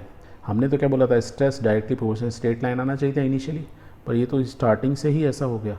तो ऐसी कुछ चीज़ें होती हैं, जैसे कि आपके जो हार्ट में ना ये होती हैं आर्टरीज़ होती हैं, उनको आप निकालो अगर खींचोगे तो ना वो इस टाइप की रबर बैंड की तरह काम करती हैं। रबर बैंड की तरह काम करती हैं मीन्स हल्के से स्ट्रेस पे स्ट्रेन ज़्यादा होगा, एलोंगेशन ज़्यादा होगा, तो वो प्रोपोर्शनल नहीं होता, जितना ज़्यादा फोर्स उतना ज़्यादा एलोंगेशन वाला 100% वैलिड नहीं है। वो हल्के से फोर्स पे ज़्यादा और ज़्यादा, थोड़ा फोर्स और ज़्यादा, means it they follow this way. So this is a curve is not followed by this such type of material, जैसे आर्टरीज़ हुई या रबर बैंड हुई, ये फॉलो नहीं करते हैं। तो इस टाइप के जो ऑब्जेक्ट हैं उनको क्या बोला था, इलास्टोमर्स। वो चीज़ जो इलास्टिक, जैसे ये ना रबर बैंड की तरह बिहेव करते हैं, तो उनको इलास्टोमर्स जो हैं हुक्स लॉ को क्या होते हैं, फॉलो नहीं करते हैं। Please remember this. तो अभी तक हमने क्या सीखा हुक लॉ के अंदर कि stress is directly proportional to strain, where proportionality sign का होता है K is called modulus of elasticity, this is the empirical formula because हमने बहुत सारे एक्सपेरिमेंट निकाला। It is valid for most of the metal except for few, और जिनके साथ नहीं है उनको क्या बोला था, इलास्टोमर्स, जिनमें इलास्टिक प्रॉपर्टी ज़्यादा होती है। Okay, and this is the stress strain curve, जो आपको याद रखना हमेशा। गुड, यदि ये याद है तो another things call young modulus of elasticity, या इसका एक और नाम होता है खाली यंग्स मॉडुलस। क्या बोला, यंग्स मॉडुलस ऑफ इलास्टिसिटी, या खाली बोलते हैं यंग्स मॉडुलस। अब ये क्या होता है, हमने अभी तक क्या पढ़ा था, स्ट्रेस सिग्मा से डिनोट करते हैं, stress is force per unit area, कि कोई बॉडी, यदि इसकी बॉडी एल लेंथ है, उस पर हमने फोर्स लगाया परपेंडिकुलर टू द एरिया, तो उसमें there is change in length, delta length, तो फाइनल लेंथ होगी एल प्लस डेल्टा एल। तो इसका हम स्ट्रेन निकाल सकते हैं, तो स्ट्रेस बोलेंगे force per unit area, force की यूनिट क्या होगी, newton per metre square, right, force newton हो गया, ये metre square, newton per metre square stress. Strain की यदि बात करें, एप्सिलॉन से होता है, change in dimension upon original dimension, because it is in single length में बात कर रहे हैं, तो it is delta L upon L. यहाँ तक कोई कन्फ्यूजन नहीं, okay. We also no stress is directly proportional to strain, या stress is equal to K into strain, तो हम ऐसे लिखते हैं K is equal to stress upon strain लिख सकते हैं। और यदि के को यदि मैं वाई से रिप्रेजेंट कर दूँ, राइट, तो क्या हो जाता है, तो वाई इज इक्वल टू क्या होगा, स्ट्रेस देखो force per unit area, strain को मैं लिख सकता हूँ उल्टा डेल्टा एल अपॉन एल, इसको थोड़ा सा और मॉडिफाई करते हैं तो it can be written F L upon A delta L, तो Y is equal to F L upon A delta L, and this is where Y is called the Young's modulus. यहाँ तो modulus of elasticity बोले या Young's modulus बोले, it's the same thing, तो K की जगह हम क्या बोलते हैं, उसको वाई से रिप्रेजेंट करते हैं। तो if I say stress is directly proportional strain, या stress is equal to K की जगह Y into strain, this is called Young, where Y is the Young's modulus elasticity. तो हमने कॉन्स्टेंट ऑफ प्रोपोर्शनलिटी का नाम वाई से represent किया, not by K. I hope it is clear. Unit Young's modulus की निकाल लो यार, फोर्स पर यूनिट, फोर्स का क्या, फोर्स पर यूनिट एरिया, तो stress is force per unit newton per metre square, और स्ट्रेन का हमको मालूम है कोई डायमेंशन नहीं होती है, राइट। तो इसकी यंग्स मॉडुलस की भी डायमेंशन क्या होती है, यही होती है। इनकी यदि यूनिट यही होती है, dimension ml-1 t-2, it's same, right. Okay, different substance की देखेंगे तो जैसे डेंसिटी डिफरेंट होती है, उनकी मॉडुलस ऑफ इलास्टिसिटी, ये मटेरियल की प्रॉपर्टी होगी। देखो यदि इस फॉर्मूला ध्यान से देखोगे, फोर्स हम लगा रहे हैं, एरिया फिक्स है किसी चीज़ का, लेंथ फिक्स है, change in length it depend on the force. तो फोर्स और डेल्टा एल, जितना ये हम चीज़ बाहर से लगा रहे हैं, जितना फोर्स लगाएंगे उतना ही चेंज इन डायमेंशन होगा। तो यही चीज़ तो बाहर से लग रही है, बाकी सब चीज़ तो इसमें फिक्स है। That means Y is the intrinsic property of the material. जैसे कि डेंसिटी होती है, एल्यूमिनियम की डेंसिटी हमेशा इतनी रहेगी, यहाँ लो या कहीं लो, राइट। कॉपर की डेंसिटी इतनी होगी, ग्लास की इतनी होगी। एग्जैक्टली सेम वे में यंग्स मॉडुलस की यदि आप वैल्यू निकालोगे, दे आर फिक्स। एल्यूमिनियम की हमेशा 70 रहेगी, कॉपर की 110 है, आयरन की 190 है। आपको याद रखने की ज़रूरत नहीं है, ये आपको एग्ज़ाम में दिए जाएंगे। समझाने का मतलब यह है कि आपको यदि एल्यूमिनियम के बारे में बोला जाए, जैसे उसकी डेंसिटी फिक्स होती है, ऐसी यंग्स मॉडुलस भी उसकी जो वैल्यू होती है वो फिक्स होती है, because is the intrinsic property. Means उसकी अंदरूनी, जैसे आपकी कुछ आदतें होती हैं, कुछ आपके व्यवहार होते हैं जो आपके अंदर होते ही होते हैं, राइट, खानदानी से आए हुए हैं, वो हेरिडिटी चीज़ है, बस वही समझ लो। मेटल के केस में यंग्स मॉडुलस भी लाइक डेंसिटी फिक्स वैल्यू होती है उसकी। एग्जैक्टली सेम है, यदि यंग्स मॉडुलस, कोई मेटल है, यंग्स मॉडुलस फिक्स है, दैट मीन्स उसकी अल्टीमेट टेंसाइल स्ट्रेंथ में वो कितना फोर्स फेस कर सकता है या फील कर सकता है। यंग्स ये पॉइंट है जहाँ पे जाके उसके बाद UTS, this is ultimate tensile strength, because ये कर्व इज फिक्स, वो वैल्यू भी फिक्स होती है। जब ये फिक्स है तो यील्ड पॉइंट भी फिक्स है, इलास्टिक लिमिट, क्योंकि हमने क्या बोला, उतना फोर्स जहाँ पे हम यदि छोड़ दें तो वापस अपने ओरिजिनल शेप में आएगा। तो yield strength is also the intrinsic property. Means ये किसी भी यदि मेटल ले ली, एल्यूमिनियम की बात करोगे तो ऑटोमेटिक आपके दिमाग में क्या आना चाहिए, उसकी इररेस्पेक्टिव ऑफ द प्लेस में, इंडिया में हूँ, अमेरिका में हूँ, उसकी डेंसिटी हमेशा फिक्स रहेगी, उसका यंग्स मॉडुलस फिक्स रहेगा, उसकी UTS ultimate tensile strength fix रहेगी, और उसकी यील्ड स्ट्रेस, वो स्ट्रेस इलास्टिक लिमिट जहाँ तक वो वापस अपना आ जाए, वो सारी चीज़ें फिक्स रहेंगी, उसमें कोई चेंज नहीं होगा। आई होप दिस इज़ क्लियर। अब आप बोलेंगे यहाँ ग्लास, कंक्रीट, वुड और इनकी यील्ड स्ट्रेंथ नहीं है, बिकॉज ग्लास देखें, कंक्रीट देखें, ये क्या है, सब ब्रिटल मटेरियल है। मीन्स वो तो जैसी यहाँ तक तो एक लिमिट तक तो स्ट्रेस स्ट्रेंथ रहेगा, बट एक जैसे ही इससे ज़्यादा होगा तो वो क्या होगा, वो ये नहीं होगा, वो टूट जाएंगे, वो बिकॉज दे आर ब्रिटल, वो टूट गए। यहाँ से यहाँ तक stress is directly proportional, that is why most of the material stress strain Hooke's law is valid. उसके बाद ये जो कर्व आगे आ रहा है, that is a different curve, right. This curve is stress strain curve. जिस स्ट्रेस स्ट्रेन कर्व में जो रेड पार्ट है, it follows the Hooke's law. तो glass is following Hooke's law, concrete is following Hooke's law, but उनका yield stress नहीं होगा, because उनमें elastic property है ही नहीं, right, because they are brittle material, brittle things, जैसे बोन जो होती है कट से टूट जाती है। I hope it's clear, good. And if this is clear, let's take an example. This is example number 1. A structural steel rod has a radius of 10 millimeter and a length of 1 meter. 100 kilonewton, K means kilonewton force stresses it along its length. Calculate stretch, elongation and strain on the rod. Young's modulus of the structural steel is this much. Question is very simple. So देखो दोबारा पढ़ लेते हैं। एक structural steel rod दिया हुआ है, ये rod है जिसका रेडियस दिया हुआ है अराउंड 10 mm, तो radius is 10 mm and it is circular, क्योंकि रेडियस है तो सर्कुलर फॉर्म में होगा, क्रॉस सेक्शन सर्कुलर हुआ, गुड। उसकी लेंथ कितनी दी हुई है, 1 मीटर, तो L is equal to 1 metre. अब फोर्स ऑफ 100 किलोन्यूटन, 100 किलोन्यूटन का उसको फोर्स लगाया है, स्ट्रेच के लिए प्रेस नहीं कर रहा है, इसको कंप्रेस नहीं कर रहा है, इसको पुल कर रहा है, राइट। जब पुल कर रहे हैं, फोर्स इज गिवन 100 किलोन्यूटन। अब क्या बोल रहा है, कैलकुलेट स्ट्रेस, कितना सिंपल है, elongation, strain and rod, Young's modulus आपको दिया हुआ है। सो देखो स्ट्रेस क्या होता है, force per unit area, force दिया हुआ है, रेडियस दिया हुआ है, एरिया का फॉर्मूला आपको मालूम है, एरिया का होता है पाई आर स्क्वायर, सर्कल का एरिया, तो रेडियस दिया है, बस याद रखना डायमेंशन मिलीमीटर में है, मतलब इसकी रेडियस की, तो आपको क्या करना है, स्टैंडर्ड यूनिट में कन्वर्ट करना है, इसको मीटर में कन्वर्ट करना होगा before you solve any problem in physics.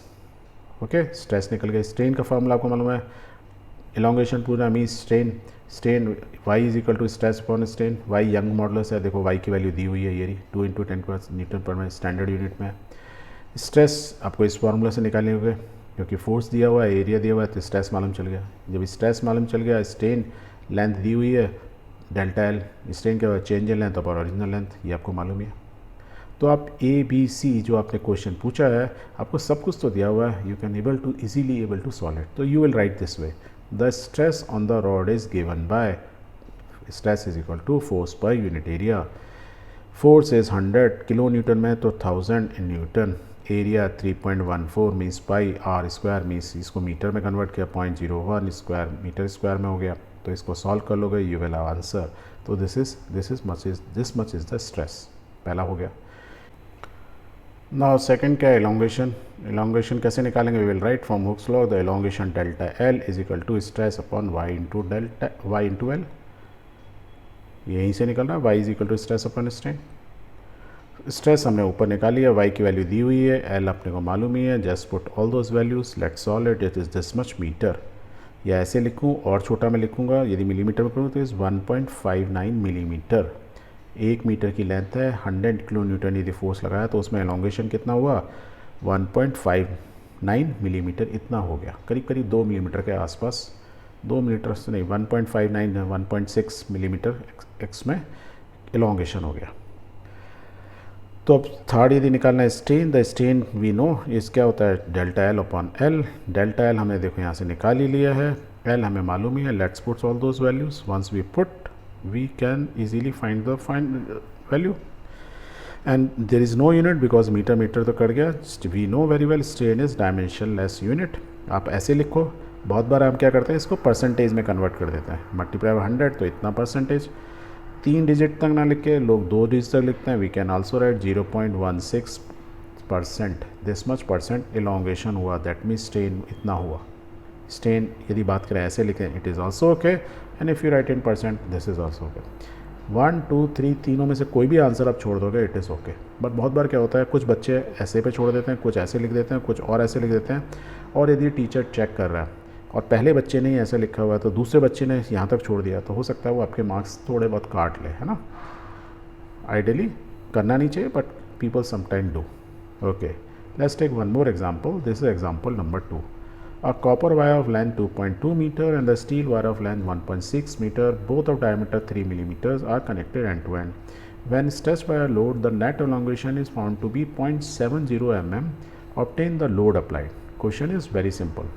दोबारा पढ़ते हैं। A copper wire of length 2.2 meter, एक कॉपर वायर है जिसकी लेंथ 2.2 मीटर है ये दिया, and a steel wire of 1.6 metre, एक स्टील वायर है 1.6 मीटर का, बोथ ऑफ डायमीटर 3 mm। ये दोनों क्या है, एक दूसरे से चिपके हुए हैं, are connected end to end, ये एक दूसरे से चिपके हुए हैं। इन दोनों का डायमीटर क्या है, सर्कुलर है, वायर है तो सर्कुलर होंगे, डायमीटर दिया हुआ है 3 millimetre, that is cross section is circular.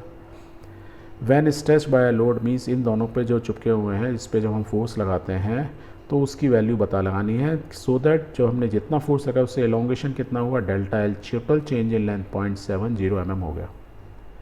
Total change हो रहा है मीन्स कॉपर और स्टील मिल के इस पर टोटल आ रहा है, क्योंकि now it is working like a single wire, 2 different materials हैं। दैट मीन्स दो ये टोटल चेंज इन लेंथ, या तो मैं अलग अलग लेता तो क्या बोलता है, सेम फोर्स कॉपर पे लग रहा है, सेम फोर्स स्टील पे भी लग रहा है, राइट। तो मैं यदि इनके एलोंगेशन अलग अलग निकाल लूँ, change in length in copper, change in length in steel, then उनका जो सम होगा it is called delta L, that is 0.70। ये बोल सकता हूँ, यही हो रहा है एक्चुअल में। और यदि मैं ये बोल सकता हूँ तो मेरे को चेंज इन लेंथ, देखो ये निकालना है, फोर्स दिया हुआ है, मटी लेंथ दी हुई है, डायमीटर एरिया दिया हुआ है, मेरे को सब कुछ दिया हुआ है, तो हुक्स लॉ को मैं यूज़ कर सकता हूँ। हुक्स लॉ क्या होता है, y is equal to F L upon A delta L. और चेंज इन लेंथ को मैं इसको रीअरेंज कर दूँ तो I can write delta L is equal to F A into L upon Y. Y इसका यंग मॉडुलस। अब देखो कॉपर, इस क्वेश्चन के अंदर ना हमको कुछ चीज़ें नहीं दी हुई हैं, पर जो दिया हुआ है like for the copper wire, हमको लेंथ दी हुई है 2.2, हमको डायमीटर दिया हुआ है दिस मच, हमको यंग मॉडुलस नहीं दिया हुआ है। यंग मॉडुलस आप टेबल से निकालोगे, otherwise in the example they will provide. Same way में यदि मैं स्टील वायर के बारे में, लेंथ दी हुई है, डायमीटर दी हुई है, यंग मॉडुलस ये है। अब इस फॉर्मूले में देखो, ध्यान से देखो, फोर्स निकालना है, राइट, या मैं बोलूँ the change in length delta change in length of the copper plus change in length of the steel is equal to 0.70, total दिया हुआ है। That means this plus this में इस फार्मूला को यूज़ करके I can have some equation, और उस equation से हम टोटल फोर्स निकाल सकते हैं। Let's try to solve it. As total length क्या हो गई, delta L is equal to change in length of the copper wire, change in length of the steel wire. Let's put those values, if we put this values we will get this. ये 4F क्यों दिख रहा है आपको, force तो खाली F ही था। देखो क्या होता है फार्मूला ऑफ एरिया क्या, फोर्स पर यूनिट एरिया, यही तो है F/A। F तो ये कि एरिया क्या हुआ 3.14 इंटू पाई आर स्क्वायर, और यहाँ डायमीटर दिया था, डायमीटर रेडियस कर दिया दिस डिवाइड बाई 2, तो इसलिए 4 हो गया ऊपर, ये तो होता है इसलिए ऊपर 4 चला गया। इनटू क्या हुआ length upon Y, into length upon Y, length कितना दिया कॉपर की 2.2 और यंग्स मॉडल इतना दिया हुआ है। Once you solve it you will get the change in length, इतने मीटर, क्योंकि everything is standard unit. Exactly same way में फॉर द स्टील में वायर में कितना चेंज हुआ we can find out by the same formula, and if you solve it you will get this. अब देखो change in length copper में इतना metre, change in length in steel इतना, इन दोनों का सम कितना होना चाहिए 0.70। वी विल राइट कि this is equal to the sum of both this plus this.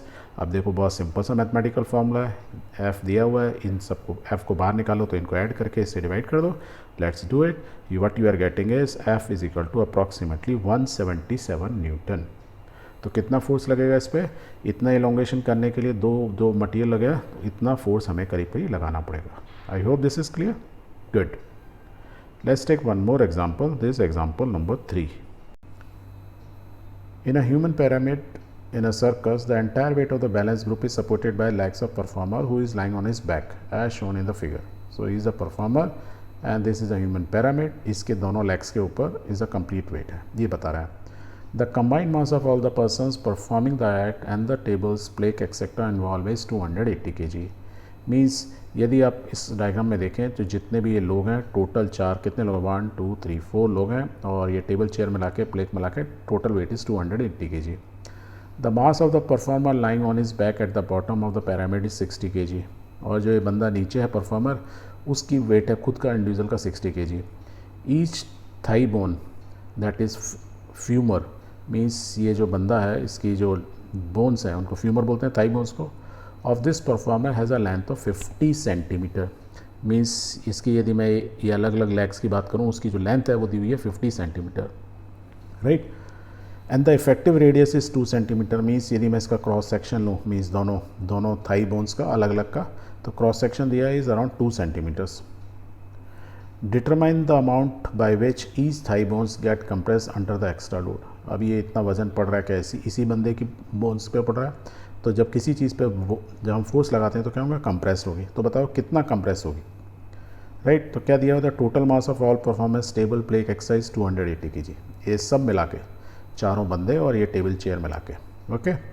The mass of the performer 60 kg, जो सबसे नीचे वाला बंदा है वो 60 kg। दैट मीन्स उसका खुद का वजन तो उस पर पड़ नहीं रहा होगा।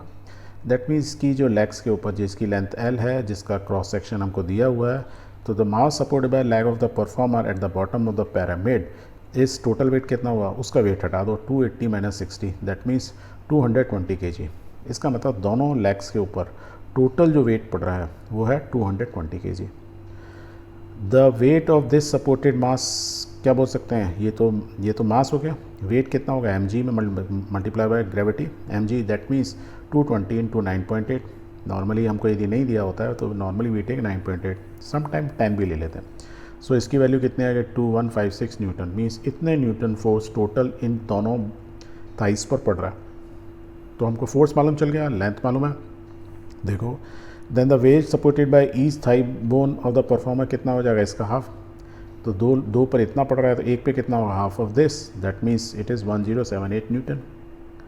सो नाउ वी नो कि एक बॉडी है जिसकी लेंथ L है, उस पर फोर्स पड़ रहा है इतने न्यूटन है, उसका क्रॉस सेक्शन हमको रेडियस दिया हुआ है 2 centimetre, means area of cross section दिया हुआ है। एंड फ्रॉम द टेबल, आपको नॉर्मली टेबल दी जाती है, इसमें यहाँ नहीं दी हुई value, but the Young modulus of the bone is given as this much.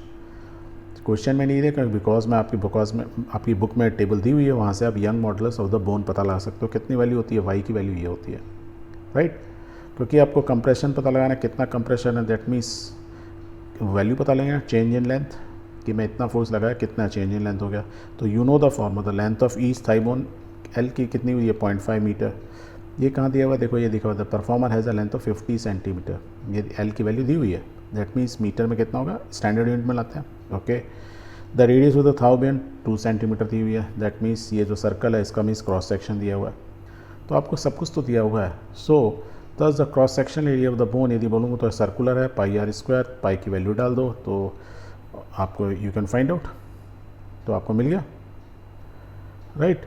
Okay, so from the Hooke's law हमको मालूम ही है, the compression in the east thigh bone that is change in length can be computed by the Hooke's law formula. Hooke's law formula क्या है, change in length is क्या था, force into L divide by Y into A, that means stress upon strain is equal to, यही तो होता है Y, यही आपने सीखा था, तो उसको हमको रीअरेंज कर लेंगे तो ये हो जाएगा value. Now we know force मालूम है, लेंथ मालूम है, वाई मालूम है, एरिया ऑफ क्रॉस सेक्शन मालूम है, put all those values, let's put all those values. Once you put it and you solve it, you will get change in dimension, change in length, means इसकी जो इनके सबके वजन से इसकी bones थोड़ा सा कंप्रेस होंगी, कितना होंगे, इतना 4.55 इंटू 10⁻⁻5 मीटर्स। और यदि आप इसको बिल्कुल पॉइंट्स बढ़ाओगे, this is very small quantity, क्योंकि आप जब इसको करोगे मिलीमीटर में भी निकालोगे, so it is very very less, right, क्योंकि 10⁻⁻5 है। The fractional decrease in thigh bone is, अब यदि फ्रैक्शनल परसेंटेज चेंज निकालोगे delta L upon L into 100, तो आप जब इसको निकालोगे दिस, अब इंटू 100 कर दोगे क्या, this much 0.0091%, means it is very very small quantity, means bone दबेंगी, बोन्स की जो लेंथ है थोड़ी सी कम होगी, कंप्रेस तो होंगी, बट द कंप्रेसिबिलिटी की जो वैल्यू है it's very very less. I hope this is clear. तो सिंपल है, इस टाइप के क्वेश्चंस जहाँ फोर्स लग रहा हो, वैल्यू लेंथ दिए हो, क्रॉस सेक्शन दिया हो, आप देखो सिंपल सा एक वो पूछ सकता था कि भाई एक बॉडी है जिसकी लेंथ एल है, जिसका यंग्स मोमेंट इतना है, रेडियस दी हुई है, कंप्रेसिबिलिटी था, उन्होंने एक कहानी बनाई पूरी कि एक सर्कस है, सर्कस में एक पिरामिड है, एक आदमी नीचे है, टोटल वेट इतना है, जो ये बोन है फ्यूमर, आपको ना कंफ्यूज करने की कोशिश की उसने। और इस टाइप के ये क्या होता है बेसिकली, आपके देखा जाता है how good you are in English, पहली बात तो ये है, whether you understand the question properly or not, and if you understood the problem statement, तो ये तो स्टेटमेंट बहुत सिंपल थी, basically he is asking whether you know Hooke's law और not, if you know the Hooke's law तो change in length आप easily निकाल सकते हो। I hope this is clear, very good. Let's take one more example, this is example number 4। Two wires of diameter 0.25 centimeter, one made of steel and another made of brass are loaded as shown in the figure. So this figure is given. कहने का मतलब इसमें एक wire है steel का, दूसरा है brass का। The unloaded length of the steel wire is 1.5 metre, mean जब तक उसमें कोई वजन नहीं डाला तो उसकी लेंथ थी स्टील वायर, तो लेंथ एल से कर रहे हैं, एस मीन स्टील, उसकी लेंथ है 1.5 मीटर विदाउट लोड, हाँ। And that of the brass wire is 1 metre, L B is equal to 1 metre. Now the compute the elongation of steel and brass wires, तो हमको क्या निकालना है, change in length of steel and change in length of brass wire में, क्योंकि आप किसी चीज़ पे भी वजन लगाते हैं तो उसकी लेंथ इंक्रीज़ होगी, क्योंकि इससे टेंशन क्रिएट होगी। सो इसका सोल्यूशन देखो कैसे होगा। पहले तो ये कितने केजी के मास हैं, 4 kg है, 6 kg है, तो मास को हम फोर्स में करेंगे, तो ग्रेविटी की वजह से नीचे कहाँ फोर्स लगेगा, नीचे की तरफ। सो ऊपर वाले वायर में 4g लगेगा। ऐसी ये 6 kg है, तो 6 kg को यदि मैं वेट में कन्वर्ट करूँगा 6 × g, mg बोलते हैं ना, तो mg क्या होगा बॉटम डायरेक्शन में। तो नाउ इसके वजह से नीचे फोर्स यहाँ लगा और इसकी वजह से 6g यहाँ लगा फोर्स, तो हमको फोर्स मालूम चल गया। अब जब किसी में फोर्स लगेगा तो वायर्स में क्या होगी, टेंशन। यदि मैं स्टील वायर में देखूँगा, suppose the tension in steel wire is ts, अब ये स्टील वायर हो गया। ऐसी ये जो ब्रास वायर है इसमें भी टेंशन होगी, तो उसमें होगी tb, क्योंकि उसको भी हम नीचे खींच रहे हैं, ये वाला 6g जो है नीचे फोर्स लगा हुआ है। अब ये दो अलग अलग वो हम बात करें, एक स्टील की यदि बात करें और ब्रास की बात करें, so they are 2 different things, right. So tension हमको क्लियर हो गए दोनों के बीच में, ts और tb are the tension in steel and tension in the brass wire. यहाँ तक डायग्राम को हमने क्या किया, देखो अब दोबारा वापस चलते हैं। ये डायग्राम दिया हुआ था, ये 2 वायर्स थे, ये मास दिया हुआ है, मास है तो उसके फोर्स में कन्वर्ट कर लिया 4g, ये मास है तो नीचे कितना फोर्स लगा है, ड्यू टू ग्रेविटी इतना हो गया। यहाँ तक क्लियर। क्योंकि फोर्स लग रहा है तो इसमें वायर में टेंशन्स होंगी, स्टील में भी होगी, ब्रास में होगी। स्टील की टेंशन को ts बोल दिया और इसकी टेंशन को tb बोल दिया, ओके। अब ये ऊपर डायरेक्शन में क्यों है, क्योंकि इस टोटल मास को जो नीचे सारा का सारा है, अब देखो ध्यान से देखो, इसका सोल्यूशन निकालते हैं। So let's say the tension generated in both the wires due to the arrangement is ts and tb, कि ts और tb is the tension generated by both the masses, इसकी वजह से भी इसकी वजह से भी ts हो रही है, right. So under equilibrium condition, जब ये पूरी बॉडी इक्विलिब्रियम में है, सब कुछ कोई भी अब कोई इलोंगेशन जितना होना था हो गया, सब बैलेंस्ड है, वी कैन से दैट कि T B is equal to 6G, T B is equal to 6G, ये बैलेंस्ड है। यदि इक्विलिब्रियम है तो मीन्स ऊपर और नीचे बराबर होगा। बोल सकते हैं नहीं बोल सकते हैं? ध्यान से देखो, ऊपर वाले को भूल जाओ, खाली यदि नीचे को देखें तो वी कैन से, दोबारा देखो, हम ये ऊपर की बात भूल जाएं, सिर्फ हम नीचे नीचे इस मास की बात करें, राइट, नीचे वाली बॉडी, तो हम we can say T B is equal to 6G under equilibrium, ये बोल सकते हैं। और जी की वैल्यू आपको मालूम है, 10 बोलो या 9 पॉइंट बोलो तो आप टी बी की वैल्यू निकाल सकते हो, तो 10 बोल देते हैं, 6 × 10 दैट मीन्स इतने न्यूटन। तो T B tension in the brass wire कितना होगा, 60 न्यूटन होगी। और यदि हम ऊपर इस पूरे डायग्राम को यदि दोबारा देखें और खाली ऊपर ऊपर को देखें तो देखो क्या होगा, इसके ऊपर टी एस तो है ही, 4 kg की वजह से 4G फोर्स नीचे लग रहा है, प्लस जो ब्रास की जो टेंशन है, ब्रास वायर के अंदर जो टेंशन है। अब देखो यदि पूरे डायग्राम को देखो कि ये नीचे वाले केस की वजह से, क्योंकि ये नीचे खींच रहा है तो वायर इसको ऊपर को रोकने की कोशिश कर रहा होगा, तो tension in the wire is T B. पर यदि मैं नीचे वाले को हटा देता हूँ तो मैं कह सकता हूँ ना कि ये जो वायर है, क्योंकि 6G नीचे फोर्स लग रहा था तो उसकी वजह से तो टी बी है ये, तो टी बी भी नीचे की डायरेक्शन में होगी। कह सकते हैं नहीं कह सकते हैं? अब यदि कह सकते हैं तो now it is an equilibrium condition, तो हम क्या बोल सकते हैं, T S is equal to 4G plus T B, बोल सकते हैं नहीं बोल सकते हैं? तो T S is equal to 4G plus T B, ये बैलेंस्ड हो गए। 4G की वैल्यू हमें मालूम है 10, टी बी हमने ऊपर से निकाल लिया, लेट्स पुट दोज वैल्यू, तो 4 × 10 प्लस 60 ऊपर से आ गया, तो ये 40 plus 60 is 100 newton. That means tension in steel wire, T B और टी एस की वैल्यू निकल आई। Now if you look at the question तो बहुत सिंपल हो गया कि एक वायर जिसमें टेंशन हमें मालूम ही है, लेंथ मालूम है, उसकी diameter that means area of cross section मालूम है, हमको चेंज इन लेंथ निकालना है। तो कौन सा फॉर्मूला यूज़ करते हैं? We use Hooke's law to find out the elongation. So Hooke's law बोलती है एलोंगेशन कितना होता है, delta L is equal to F into L divide by Y into A, where Y is a Young's modulus of elasticity.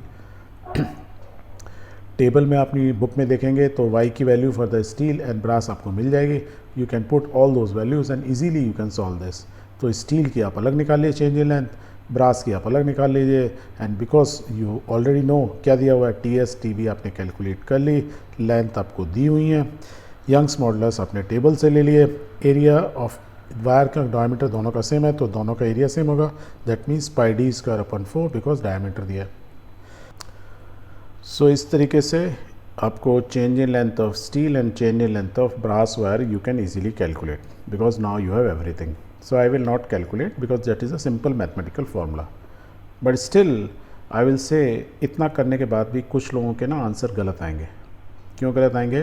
क्योंकि देखो tension तो newton में है, लेंथ मीटर में, यंग्स मॉडुलस भी standard unit newton per metre square, पर जब area निकालेंगे ना pi D square by 4 they will put 0.25 centimetre. Please remember, जब भी आपको कोई भी वैल्यू सेंटीमीटर मिलीमीटर किस में दिया है तो उसको किस में कन्वर्ट करना है, मीटर में। So once you do it then only will get the right answer, else it will be wrong. I hope this question is clear.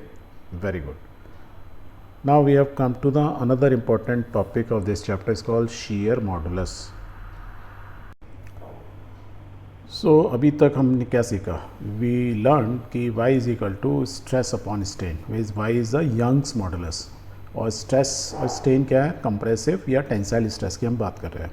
और जब हम शेयर की बात करते हैं हमने क्या सीखा था कि यंग्स मॉडुलस में तो कंप्रेशन और जो टेंशन हो रहा था अलॉन्ग द लेंथ था, यहाँ पे है parallel to the surface, means जो हम फोर्स लगा रहे हैं it is parallel to the surface. और इसको हमने डायमेट्रिकली क्या सीखा था कि यदि सेम बुक को यदि मैं साइड से देखा, पहले जब हमने फोर्स नहीं लगाया तो ये होती बिल्कुल एग्जैक्ट ना, इधर पिंक सरफेस दिख रहा है ना, बिल्कुल वर्टिकल, बुक ऐसे देती। या डेक ऑफ कार्ड्स बोलो, मतलब आपके पास ताश के पत्ते हैं बिल्कुल एकदम परफेक्टली, एकदम देखो ये क्या लग रहा है, स्क्वायर टाइप का लग रहा है पूरा, और ये बॉडी क्या बोले, क्यूबॉइडल लग रही है, क्यूबॉइडल लग रही है, right, it's not cube, it's cuboidal क्योंकि लेंथ में ज़्यादा। ओके, फिर हमने क्या किया, इसके parallel to the surface means ये फोर्स लगाया एफ, और ऐसे फोर्स लगाया जैसे हाथ से धक्का देना बुक को, जब हमने ऐसे धक्का दिया, अब ये चीज़ किसी की भी हो सकती है, ये it is made up of steel, copper, iron, कुछ भी, whatever, different material, whatever you name it, gold, silver, platinum, whatever. So we are applying force on this surface, assuming कि जो bottom surface है ना, it is welded to this, जो support है या जो frame है उसके साथ इसको पकड़ा हुआ है। तो this is stationary where we are applying force here, right. तो this is like a column, एक कॉलम की तरह है, और टॉप पे मैंने फोर्स लगाया which is parallel to the top surface. जब ये हम फोर्स लगाएंगे तो ये चीज़ बैंड होगी, तो ये देखो ये एंगल में बैंड हो गई, ये जो एरिया है वो इधर आ गया, डैश डैश से दिखाया है, देखो ना, ये मीन्स ऊपर का सरफेस इधर शिफ्ट कर गया। कितना शिफ्ट किया? Delta x. जब मैंने फोर्स लगाया टॉप पे तो ये डेल्टा एक्स मूव कर गया, तो अब देखो ये टेढ़ा हो गया, ये ऐसे करके ये ऐसे टेढ़ा हो गया। जैसे बुक हमको थोड़ी सी पहले से ही टेढ़ी दिख रही है, दिख रही है, ओके। जब ये टेढ़ी हुई तो हमने क्या बोला, जब टेढ़े को मैथमेटिक्स में क्या बोलते हैं, थोड़ा कुछ एंगल से ट्विस्ट हो गया, ये मूव कर गया, बेंड हो गया। इस केस में क्या हो रहा है, it is bending because bottom ये फिक्स है। तो ये फिक्स है, ये ऊपर फोर्स लगाया तो ये बैंड हुआ बाय एंगल थीटा से बोल सकते हैं। यदि मैं लेंथ में बोलूँ ये डेल्टा एक्स बहुत ही छोटा मामूली, आपको बस मालूम ही चल, यू कैन फील ऑफ, हाँ, you can not measure as सच बोलूँ तो मैं, मान लो मेज़र भी कर दे तो बहुत अच्छे इंस्ट्रूमेंट है, तो you know delta X it's very small compare to इस दिस कंप्लीट यहाँ से यहाँ तक जो इसकी जो भी यहाँ से यहाँ तक इसकी वैल्यू है। और ये जो वर्टिकल हाइट है उसको यदि मैं एल से प्रेजेंट करता हूँ तो देखो ये यहाँ से लेके यहाँ तक वर्टिकल हाइट एल दी हुई है, ये डेल्टा एक्स है, ये थीटा है। इट इज़ लाइक मीन्स इस पॉइंट के about it is try to rotate because ये फिक्स है, तो it's a part of a circle. यदि ये थीटा है that means this an angle, तो एंगल की वैल्यू क्या होती है, आर्क अपॉन रेडियस, तो ये आर्क है। हाँ, आप ये स्ट्रेट लाइन में दिख रही है but basically it is arc, very small portion है। तो I can say delta X this is arc upon radius, this is L is the radius, तो I can say theta is equal to delta x upon L. और यदि मैं इसमें से delta x change in कितना deflection हुआ, कितना हुआ, तो delta X is equal to theta into L. यहाँ तक क्लियर है, ये डायग्राम क्लियर हो गया। मीन्स जब भी शेयर फोर्सेज होते हैं it is parallel to the surface where the other surface is bounded to the bottom, या वेल्डेड है, उससे चिपका हुआ है, right. It is like a column को आप धक्का दोगे, एक टावर है उसको आप धक्का दोगे तो वो बैंड होगा, राइट। और उससे जो स्ट्रेसेस डेवलप होंगी वो शेयर स्ट्रेस होंगी। और जो मॉडुलस बनेगा जैसे यंग्स मॉडुलस वाई है, एग्जैक्टली में ना उसका बस नाम जी हो जाएगा, उसको बोल देंगे, क्या बोल देंगे, शेयर मॉडुलस रिप्रेजेंटेड बाय जी। तो स्ट्रेस अपॉन स्ट्रेन ही है, देखो ये वाई क्या है, स्ट्रेस अपॉन स्ट्रेन, वही है stress upon strain, because sharing हो रहा है, पैरेलल टू द सरफेस लग रहा है, बॉडी क्या बैंड हो रही है, तो shear stress upon shear strain is G called shear modulus. यहाँ तक क्लियर, वेरी गुड। स्ट्रेस है तो फॉर्मूला हमको मालूम है, force per unit area. Strain है तो क्या होगा, change in length upon original length, change in नीचे लिखेंगे, change in length upon original length. Change क्या हुआ इसमें, लेंथ में चेंज नहीं हुआ, ये डिफ्लेक्शन हुआ मीन्स डेल्टा एक्स इधर मूव की बॉडी, तो we will write delta X ये चेंज हुआ अपॉन एल, और ये नीचे एल आता तो ऊपर चला गया, राइट। इसको और थोड़ा सिंप्लीफाइड कर लें, तो यदि और सिंपल लिखें तो F L upon A delta x ऐसे ले सकते हैं। यूनिट क्या होगी, force per unit area L है, तो ये भी यंग्स मॉडुलस की तरह वही तो, स्ट्रेस अपॉन स्ट्रेन है, exactly formula same, newton metre square, unit वही होगी। या इसको हम पास्कल बोल देते हैं, और इसके डायमेंशन बोलेंगे तो यंग्स मॉडुलस और शेयर मॉडुलस दोनों एक ही चीज़ है, एम एल -1 टी -2, कोई फ़र्क नहीं हो रहा, ध्यान से देखो। तो जी को हम क्या लिख सकते हैं शॉर्ट फॉर्म में, F L upon A into delta X. यहाँ तक क्लियर। तो यंग्स मॉडुलस आपको याद है, Y is stress upon strain, force per unit area, change in length upon original length, तो यही होता है F L upon A into delta L लिखते हैं यहाँ पे हमने डेल्टा एक्स लिख दिया, बस इतना ही चेंज किया। और जब हमने डेल्टा एक्स लिखा तो मैं वाई की जगह हमने क्या लिख दिया, जी। और डेल्टा एक्स देखो अभी हमने निकाल ही था कि डेल्टा एक्स मीन्स इसका एंगल और लेंथ के बीच में क्या रिलेशन है ये, तो हम इसको यहाँ ऊपर लिख सकते हैं, लेट्स राइट इट डाउन। तो we can write delta X के थीटा इंटू एल, ये कहाँ से आया, यहाँ से आया। अब देखो इसमें एल एल ऊपर नीचे दोनों कट गए, तो क्या बचा, F upon A into theta, और एफ अपॉन ए क्या होता है, force per unit area that is stress, तो इट इज शेयर स्ट्रेस, क्योंकि शेयरिंग की बात कर रहे हैं, sigma S is the shear stress, sigma is the stress, तो एस से लिख दिया तो शेयर स्ट्रेस हो गया, डिवाइड बाय थीटा। और इसको सिंपल फॉर्म में लिख देते हैं, तो हम लिख देते हैं sigma stress shear stress is equal to G into theta, where G is a shear modulus not Young modulus. और यदि आपको यंग मॉडुलस मालूम है तो जी भी निकाल सकते हो। तो for most of the material please remember G की वैल्यू होती है अप्रॉक्सीमेटली 1/3 ऑफ वाई। यदि आपको यंग्स मॉडुलस किसी मटेरियल का मालूम है उसका 1/3 इज़ जी, तो इफ़ यू नो वाई तो यू नो जी, और if you know G theta की वैल्यू मालूम है, मल्टीप्लाई कर दोगे तो you will get shear stresses. I hope it is clear. या दूसरी तरीके से बोलो, बहुत सारे मटेरियल हैं उनकी वैल्यू जी मीन्स शेयर मॉडुलस दिया हुआ है आपको, और यंग मॉडुलस पता लगाना मीन्स मल्टीप्लाई बाय 3 कर दो, 3 टाइम्स होगा तो आपको यंग्स मॉडुलस मालूम चल गया। मीन्स अप्रॉक्सीमेटली मोर और लेस, हाँ 100% नहीं होगा, 25 इंटू 3 75 नहीं होगा, मे बी 76 77 या 74 समथिंग, राइट। इट्स अप्रॉक्सीमेटिंग, एक आपको दिमाग में रखने का। यदि आपको जी की वैल्यू याद है तो वाई निकालो, वाई की वैल्यू आता है जी की वैल्यू आप निकाल सकते हो। आई होप शेयर मॉडुलस आपको क्लियर होगा, is exactly Young's modulus.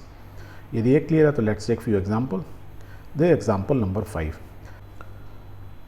a square lead slab of 50 centimeter and thickness 10 centimeter is subject to a shearing force on its narrow face of itna Newton. The lower edge is riveted to the floor. How much will be the upper edge be displaced? So question clear है, बहुत simple सा है। क्या बोल रहा है, एक square lead slab दी हुई है। So this is our slab, square है, बिल्कुल स्क्वायर शेप में, फ्रंट से देखोगे स्क्वायर में एक स्लैब है, मीन्स उसकी थिकनेस भी है। साइड कितनी दी है, 50 सेंटीमीटर बाय 10 सेंटीमीटर, मीन्स ये तो 50-50 हो गया ऐसे सामने का तो, और थिकनेस 10 सेंटीमीटर, मीन्स ये स्लैब हो गई। That is why it is a slab, okay. It is subjected to a shearing force, shearing force है means parallel to the surface लगेगा। तो ये एफ इज़ द फोर्स, जिसकी वैल्यू कितने दी है, 9 इंटू 10⁴। सो हमको ये फोर्स भी दिया हुआ है। The lower edge is riveted to the floor, तो जो लोअर एज है इस स्लैब की, ये नीचे रिबेटेड है, मीन्स ये चिपकी हुई है। ये एक तरीका, 2-3 तरीके होते हैं, या तो इसको गम से चिपका दो, या वेल्डिंग कर दो, या नट बोल्ट कर दो। एक मेथड होता है रिविटिंग, रिविट्स का यूज़ किया जाता है। आप बहुत सारे ट्रेन के डिब्बे देखोगे नट बोल्ट नहीं यूज़ करते हैं, दे यूज़ रिविट्स, मीन्स एक रॉड एक छेद में डालते हैं, दो चीज़ को जोड़ने के लिए एक होल करते हैं, उसमें से वो रॉड टाइप की चीज़ डालते हैं और ऊपर और नीचे से दोनों को हिट करते हैं, तो ऐसे ऊपर गुम्बद टाइप के बन जाते हैं। That is called रिबिट। रिबिट से ना कि चोरी वोरी नहीं होती है, चोर उसको खोल नहीं पाते हैं नट बोल्ट की तरह, दो दैट इज़ कॉल्ड रिबिट। अब इंटरनेट पे जाके देख लेना, ओके। तो इसको हमने बेसिकली क्या पकड़ा हुआ है इस फ्लोर पे, इस स्लैब को, इस फेस के अकॉर्डिंगली, ठीक है, वेरी गुड। सो अब कह रहा है कि how much will the upper as will be displace. जब आप फोर्स लगाओगे तो क्या होगा, बॉडी टिल्ट होगी, तो it can tilt bye angle से थीटा।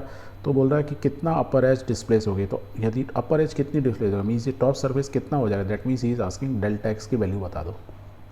और देखो जब इस टाइप का क्वेश्चन होगा, so basically what is asking कि if you know the shear modulus G is equal to force per unit area into change in length upon original length, तो यही फॉर्मूला होता है, G is equal to F A upon L into delta x.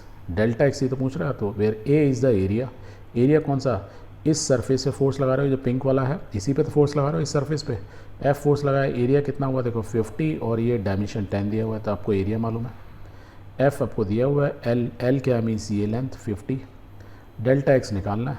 Ji is a Young modulus, table में से निकालो, आपकी book में दिया हुआ है, that is called shear modulus, G की वैल्यू ये होती है। Now you know everything in this question, just write it down in the table, मतलब टेक्स्ट फॉर्म में लिख दो to get the answer. So we will write the area of the face parallel to the force will be F 50 into 10. So we will write area is equal to 50 centimeter into 10. That means इतना कभी भी centimetre में रखना है, standard units metre में use करना है, convert, and this much is the area 0.05 metre square. A की वैल्यू आ गई, एफ दिया ही हुआ था, very good. So therefore the stress applies force per unit area F upon A, अलग अलग निकालना है तो अलग अलग निकाल लो, फोर्स दिया हुआ है, एरिया दिया हुआ है, डिवाइड कर दो, तो this much is the stress. पर स्ट्रेस तो उसने हमने पूछी नहीं, शेयर स्ट्रेस तो पूछी नहीं, उसने पूछा डेल्टा एक्स की वैल्यू। एल क्या है 550, so we know that the shearing strain क्या है delta x upon L, change in length upon original length, और इसकी वैल्यू क्या है स्ट्रेस अपॉन जी, इसी फॉर्मूले से तो आ रहा है, राइट। सो अब इसी चीज़ को ना घुमा घुमा के मैंने ये थोड़ा कॉम्प्लेक्स फॉर्म में लिख दिया, उतना लिखने की जरूरत नहीं, you use the formula then you can put all those values, let's put all those values, and delta X की वैल्यू आ गई 1.6 इंटू 10⁻⁻⁴ मीटर। अब मीटर को सेंटीमीटर में या मिलीमीटर में करोगे थोड़ा आंसर अच्छा लगेगा, मिलीमीटर में कर दोगे इट इज़ 0.16 मिलीमीटर। मीन्स जब हमने 9 इंटू 10⁻⁴ मीन्स करीब करीब कितना 90,000 न्यूटन फोर्स लगाया है इस डायरेक्शन में, जो इस स्लैब के ऊपर, जिसकी जो लंबाई है 50 सेंटीमीटर है, तो उसमें कितना डिफ्लेक्शन होगा 0.16 mm, मतलब आपको नज़रों से देखना मुश्किल हो जाएगा, लेस देन 1 mm तो पता लगाना है मुश्किल, ठीक है, तो बहुत ही कम इसमें डिफ्लेक्शन होगा, पर उसकी वैल्यू दिस मच होगी।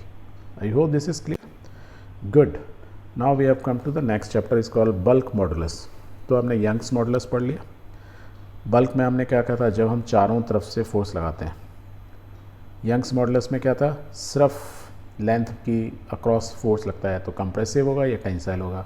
शेयर में towards parallel to the surface, उसको G is a shear modulus होता है, इसको यंग मॉडुलस बोल देते हैं।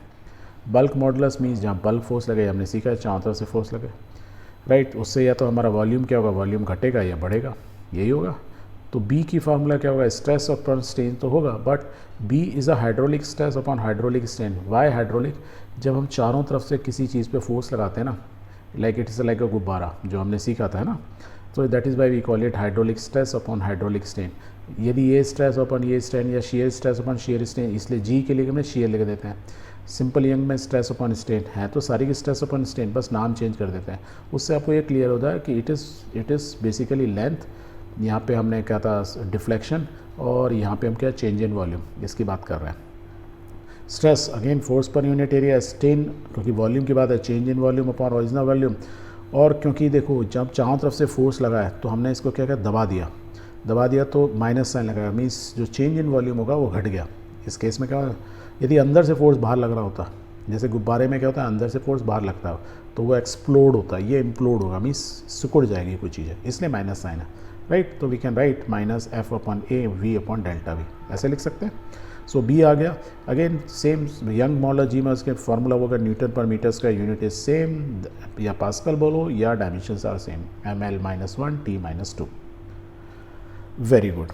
तो सिंपल फॉर्मूला क्या होगा, B is equal to minus F upon A F we upon A into delta V, minus sign क्यों, because it is compression, compressed हो रहा है। तो ज़्यादातर बल्क मॉडल्स की डे टू डे लाइफ में हम कंप्रेशन की बात करते हैं, बहुत ही केस में ये पॉजिटिव होगा। अनलेस अनटिल हम अंदर से किसी में यहाँ एक वॉल लगा दें और उसमें हवा भरते जाएं, तब उस केस में बल्क मॉडल्स थोड़ा डिफरेंट हो सकता है। So the formula force per unit area हम क्या बोलते हैं, प्रेशर। यदि हम एक किसी बॉडी के ऊपर फ्लूइड के ऊपर लगा रहे होते हैं, चारों तरफ से फोर्स लगाएंगे तो we can say pressure, force per unit area is called pressure, P भी बोल सकते हैं। तो हम नॉर्मली स्ट्रेस और स्ट्रेन में जब हम स्ट्रेस बोल रहे हैं, हाइड्रोलिक स्ट्रेस को हम प्रेशर बोल देते हैं। और ये वॉल्यूम तो वॉल्यूम है, चेंज इन वॉल्यूम ये है। और इसको थोड़ा सा अरेंज कर लें तो यदि हम 1/b कर दें तो ये भी चीज़ क्या होगा, उल्टा हो जाएगा, delta V upon minus sign तो है delta V upon P V. और 1/b को ना एक अलग नाम भी होता है बल्क मॉडुलस का, यदि उल्टा नेगेटिव 1/b ले लें that is called dependent by K is equal to 1/b and K is called the compressibility.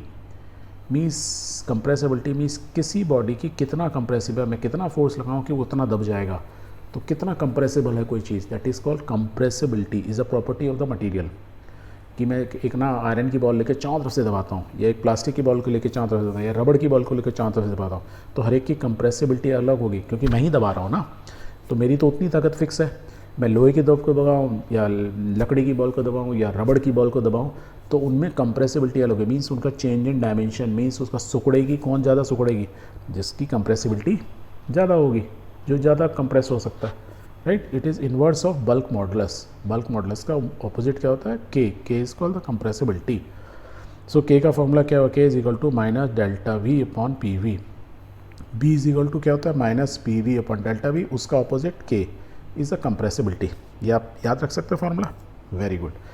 यदि ये याद है तो ना आपको बल्क मॉडुलस का ज़्यादातर आपकी बुक में दिया होगा, राइट। तो वही चीज़ मैं आपको बता रहा हूँ कि हर एक मटेरियल की कंप्रेसिबिलिटी अलग होती है। जैसे ग्लास की कंप्रेसिबिलिटी 37, बल्क मॉडुलस है 37, एल्युमिनियम की इतना, आयरन की 100। देखो जिनका बल्क मॉडुलस ज़्यादा होगा, निकल इतना, स्टील इतना, यदि और चलो मटेरियल इतना, थोड़ा जब आपको समझ में आएगा। लिक्विड का बल्क मॉडुलस देखो बहुत कम है, और यदि मैंने 1/k लूँगा तो इनका क्या हो जाएगा, उल्टा, दैट मीन्स कंप्रेसिबिलिटी बहुत ज़्यादा हो गया, बहुत इजीली कंप्रेस हो जाएंगे। और यदि मैं हवा की बात करूँ तो उसकी देखो 0.0001 इज़ अ बल्क मॉडुलस। अभी हम किसकी बात कर रहे हैं, बल्क मॉडुलस। तो कंप्रेसिबिलिटी 1/b लूँगा तो 1/b डिवाइड बाय देखो 0.001, यहाँ पे लिखूँ 0.001, दैट मीन्स ऊपर क्या होगा, 1 2 3 4 है, तो क्या होगा 10,000। तो कंप्रेसिबिलिटी इज़ 10,000, मीन्स जितना कम बल्क मॉडुलस उतनी ज़्यादा कंप्रेसिबिलिटी, मतलब हवा को आप उतना ज़्यादा कंप्रेस कर सकते हो compare to liquid and compare to solid. तो कंप्रेसिबिलिटी क्या होती है, गैस की सबसे ज़्यादा होती है, लिक्विड उससे कम, सॉलिड की कंप्रेसिबिलिटी बहुत मुश्किल से आप दबा पाओगे। I hope this is clear, and if this is clear let's take one example. This example number 6। The average depth of the Indian Ocean is about 3000 meter. Calculate the fractional compression, that is delta V upon V of water at the bottom of the ocean, given that the bulk modulus of the water is this much. Take G is equal to this much. को समझ में आया question? नहीं, ध्यान से सुनो क्या बोला. The average depth of Indian ocean, Hind महासागर की ना जो एवरेज डेप्थ है इस 3000 मीटर्स, मीन 3 किलोमीटर करीब करीब गहरा है. Calculate the fractional compression, mean change in volume पता लगा. मीन इस पानी को यदि मैं चारों तरफ से 3000 मीटर की नीचाई में ले जाऊँ, जैसे ना समुद्र के अंदर कोई पनडुब्बी घूम रही है ऐसे समझ लो. एक समुद्र के अंदर 3 किलोमीटर नीचे, मीन्स 3000 मीटर नीचे, 3 किलोमीटर नीचे एक पनडुब्बी है, मीन्स सबमरीन है. ओके, उसका बोल रहा है चेंज इन वॉल्यूम बता दो, delta V upon V, means वो कितना कंप्रेस हो जाएगी यदि वो समुद्र में 3 किलोमीटर ज़मीन के अंदर पानी के अंदर चल रही है. जहाँ पे दिया हुआ है कि अब ये मैं सबमरीन हूँ, तो यदि मैं सबमरीन लेता हूँ तो क्या होगा, पानी का चारों तरफ से प्रेशर पड़ रहा होता, क्योंकि क्या होता है कि पानी का एक कॉलम होता है, राइट. जैसे जैसे नीचे जाता होता है पानी का इतना कॉलम है, उसका वजन भी तो पड़ रहा होता है. तो वही चीज़ है कि 3 किलोमीटर में नीचे गया तो एक वाटर का कॉलम है, और उस जगह पे यदि मैं पनडुब्बी जगह एक छोटा सा पार्ट ले लूँ तो उस पर चारों तरफ से पानी की वजह से प्रेशर पड़ रहा होगा, इतना ही प्रेशर पड़ रहा होगा, राइट. और बी की वैल्यू दी हुई है, bulk modulus of the water is given 2.2. तो हम इस क्वेश्चन को देखो ऐसे पढ़ सकते हैं. The pressure exerted by 3000 metre column of water on the bottom layer, means यहाँ पे इस जगह पर ये 3 किलोमीटर है, मीन्स 3000 मीटर है, इस बॉटम पे चारों तरफ से पानी का प्रेशर पड़ेगा. जैसे उस जगह पे मान लो ये पनडुब्बी होती, चारों तरफ से प्रेशर पड़ रहा था पानी का, राइट. तो कितना प्रेशर होगा, P is equal to rho G H, ये होता है where rho is the density of the water, G is acceleration due energy जिसकी जो हमको दी हुई है, H हाइट 3000 मीटर. तो let's put all those values, what we are getting is this much is the pressure. तो means 3 kilometre नीचे पानी पर यदि कोई पनडुब्बी होगी या पानी इटसेल्फ होगा, पनडुब्बी पे प्रेशर क्यों लगा है, क्योंकि पानी पे प्रेशर है, राइट. तो पानी पर इतना प्रेशर लगा हो 3 × 10⁻⁷ kg इतना, या मैं न्यूटन में बोलूँ तो I can write 3 × 10⁻⁷ newton metres per metre square. इतना फोर्स पड़ रहा होगा, प्रेशर लग रहा होगा पर मीटर स्क्वायर पे, या बोलूँ इतना न्यूटन पर मीटर स्क्वायर, इतना न्यूटन फोर्स 1 मीटर स्क्वायर पे लग रहा हो, दैट इज कॉल्ड प्रेशर. मालूम चल गया. सो P दिया हुआ है, B दिया हुआ है, दैट मीन्स प्रेशर दिया हुआ है, B दिया हुआ है. तो हमको क्या मालूम है, बल्क मॉडुलस से we know the fractional compressional delta V upon V is equal to delta V upon D is equal to stress upon B, where B is the bulk modulus, stress means force per unit area, that is called pressure, that is stress. So हम यहाँ से delta V upon V निकाल सकते हैं. तो let's find out stress P, stress मतलब force per unit area, stress is this, that is pressure, ये दिया हुआ है. B की वैल्यू दी हुई है, ये divide by B and solve it. So what we are getting 1.36 × 10⁻². तो चेंज इन वॉल्यूम आ गया, राइट. और इसको यदि परसेंटेज करना 100 से मल्टीप्लाई कर दो, what you are getting is 1.36%. So this is a calculate the fractional compression, वही है. तो फ्रैक्शनल कंप्रेशन इज 1.36%. इतना कंप्रेशन हो जाएगा पानी. मीन्स यदि पानी का वॉल्यूम 1 मीटर होगा तो इस ऊपर यदि 1 मीटर क्यूब होगा तो नीचे आते हुए तो कितना हो जाएगा, उसमें 1.36 मीटर क्यूब कम हो जाएगा. I hope it is clear. Very good. Now the another important topic is called Poisson's ratio. तो पॉइजन्स रेशो को, this ratio is a ratio, Poisson एक साइंटिस्ट थे, उन्हीं के ऊपर ये नाम पड़ा हुआ. इसमें ऐसे समझते हैं चलो इसको कि एक बॉडी है, तो हमने क्या देखा था, उसको यदि दोनों तरफ से खींचेंगे तो क्या होगा, वो खिंच जाएगी. यदि उसकी लेंथ L है और सपोज उसकी डायमीटर D है, यदि एक रॉड है उसको दोनों तरफ से खींचते हैं हम, पकड़ के पुल कर रहे हैं, टेंशन स्ट्रेस होंगे तो बॉडी क्या होगी, खिंच के लंबी हो जाएगी. पर जब वो खिंच के लंबी होगी तो आप ध्यान से देखोगे तो क्या होगा, इसकी लेंथ तो delta L plus delta L हो गई, खिंच गई, लंबी हो गई. पर यदि सेंटर में देखोगे सो डायमीटर रिड्यूस हो गई बाय डेल्टा D. तो कितनी बच गई डायमीटर, अब कितनी हो गई, D माइनस डेल्टा D. तो this much reduction delta D का रिडक्शन हो गया. So the remaining is D minus delta D. तो डायमीटर तो घट जाती है पर लेंथ बढ़ जाती है. सो अलोंग द लेंथ क्या बोलते हैं, longitudinal strain, change in dimension upon original length delta L upon L. ये तो आपको क्लियर है, ओके. बट अलोंग डायमीटर को क्या बोलते हैं, लेटरल स्ट्रेन, उसमें भी डायमेंशन चेंज हुए बट घट गई. तो delta D change in dimension upon D. तो चेंज इन डायमेंशन इस केस में हो रहा है डेल्टा D, डायमेंशन में डेल्टा D का चेंज हुआ, डिवाइड बाय D. कितना चेंज हुआ, डेल्टा D से कम हो गई, डायमीटर कम हो गई. कितनी कम हुई, delta D, divide by original dimension. तो ये भी स्ट्रेन ही है, original dimension change in dimension divide by original dimension, इस केस में लेंथ है डेल्टा एल अपॉन एल, इसमें डायमीटर है डेल्टा डी अपॉन डी। इसको बोलते हैं अलॉन्ग द लेंथ, तो हमको मालूम ही था लॉन्गिट्यूडनल बोलते हैं। और लॉन्गिट्यूडनल के जो परपेंडिकुलर होती है राइट, उसको बोलते हैं लेटरल। कोई भी चीज़ के परपेंडिकुलर को यदि ये लॉन्गिट्यूडनल है उसके परपेंडिकुलर बात करेंगे दैट इज कॉल्ड लेटरल, क्योंकि देखो डायमीटर जो है वो ये तो लेंथ वाइज जा रही है, ये इसके परपेंडिकुलर है। ये रेड वाली एरो दिख रहा है ना, this is perpendicular to the these black arrows, that is called lateral. Lateral is always perpendicular to the longitudinal. और जब परपेंडिकुलर की बात कर रहे हैं तो इस केस में हम डायमीटर की बात कर रहे हैं। Diameter of the rod has reduce by how much delta D upon D. तो हमको दो तरह की स्ट्रेन मिल गई। जब ये दो तरह की स्ट्रेन मिली तो पॉइसन साहब जो थे उन्होंने कहा कि यदि मैं इनकी रेशो निकाल लूँ तो ratio of lateral strain divide by longitudinal strain, that is called Poisson's ratio. So यदि आप पॉइसन्स रेशो को ध्यान से देखो तो lateral strain upon longitudinal strain है। स्ट्रेन की कोई यूनिट नहीं, नीचे वाली स्ट्रेन की कोई unit, means it's a ratio, it's a number. यदि मैं वेरियस टाइप ऑफ स्टील की लूँगा तो पॉइसन रेशो इज़ बिटवीन 0.28 से 0.30। It is a number. जब भी किसी चीज़ की रेशो जब भी बोलते हैं ना 1:2, 1:5, तो भी we always talk about no unit, कोई यूनिट की बात नहीं कर रहे होते हैं। So Poisson's ratio is dimensionless because lateral upon longitudinal. याद रखने के लिए कि जो लॉन्गिट्यूडनल है वो हमेशा नीचे यंग्स मॉडुलस में नीचे ही आता है, या स्ट्रेस अपॉन स्ट्रेन, और स्ट्रेन को होता है लॉन्गिट्यूडनल स्ट्रेन की बात कर रहे होते हैं उसमें। तो पॉइसन्स रेशो में लॉन्गिट्यूडनल नीचे आएगा, लेटरल हमेशा उसके ऊपर आएगा, ऐसे भी आ सकता है। ओके, अब वेरियस टाइप ऑफ स्टील में हमने कहा कि पॉइसन रेशो 0.28 से 0.3, क्योंकि फिक्स क्यों नहीं है? क्योंकि स्टील जो होता है ना अलग, हर स्टील जो होती है डिफरेंट, स्टेनलेस स्टील में भी अलग अलग बहुत सारे ग्रेड्स होते हैं। दैट मीन्स उसमें डिफरेंट टाइप के आइटम्स हम ना अलॉयज ऐड करते हैं, right. Steel is an alloy, तो अलग अलग तरह के आइटम्स होते हैं। एज अ रिजल्ट उनके बीच में फोर्स डिफरेंस होता है। जब फोर्स डिफरेंस होगा तो उनकी लेंथ में और डायमेंशन में, मीन्स लेटरल और लॉन्गिट्यूडनल स्ट्रेन्स में डिफरेंस होगा। एज अ रिजल्ट उसकी एक रेंज होती है, not fix. Various aluminium alloy की यदि बात करें तो उनकी अप्रॉक्सीमेटली 0.3 थी, ये भी बोल सकता है। मीन्स इसमें स्टिल एग्जैक्ट नॉट एक्यूरेट, तो उसकी भी एक रेंज होती है। And again if I am saying उसकी एक रेंज होती है या अप्रॉक्सीमेट वैल्यू होती है, because again these are alloys. Alloy means is a combination of different type of atoms. Preferably उसमें मैक्सिमम जो होंगे 90-95% एल्यूमिनियम के होंगे, बाकी डिफरेंट मेटल्स होंगे, राइट। उसी से बना है, तभी तो हम aluminium, different aluminium alloy means क्या होता है, केमिस्ट्री में पढ़ा था। तो जब अलॉयड्स डिफरेंट आइटम हो गए, एल्यूमिनियम में थोड़ा सा आयरन मिला दिया, कॉपर मिला दिया, जिंक मिला दिया, डिफरेंट प्रॉपर्टी, उसकी स्ट्रेंथ चेंज करने के लिए। तो स्ट्रेंथ चेंज हो गई तो मीन्स मैं सेम फोर्स लगाऊंगा तो उसकी लेंथ भी चेंज होगी, मीन्स उसकी लॉन्गिट्यूडनल, उसको लेंथ को चेंज करने के चेंज इन डायमेंशन के लिए रिक्वायर्ड फोर्स पे हो सकता है कि कोई एल्यूमिनियम का अलॉय ज़्यादा पुल हो जाए, कोई कम पुल हो, राइट। तो इसके लिए तो लेटरल स्ट्रेंथ भी अलग होंगे, लॉन्गिट्यूडनल स्ट्रेंथ भी अलग होंगे, इसलिए उनकी पॉइसन्स रेशो नंबर एक अप्रॉक्सीमेट वैल्यू दी जाती है always.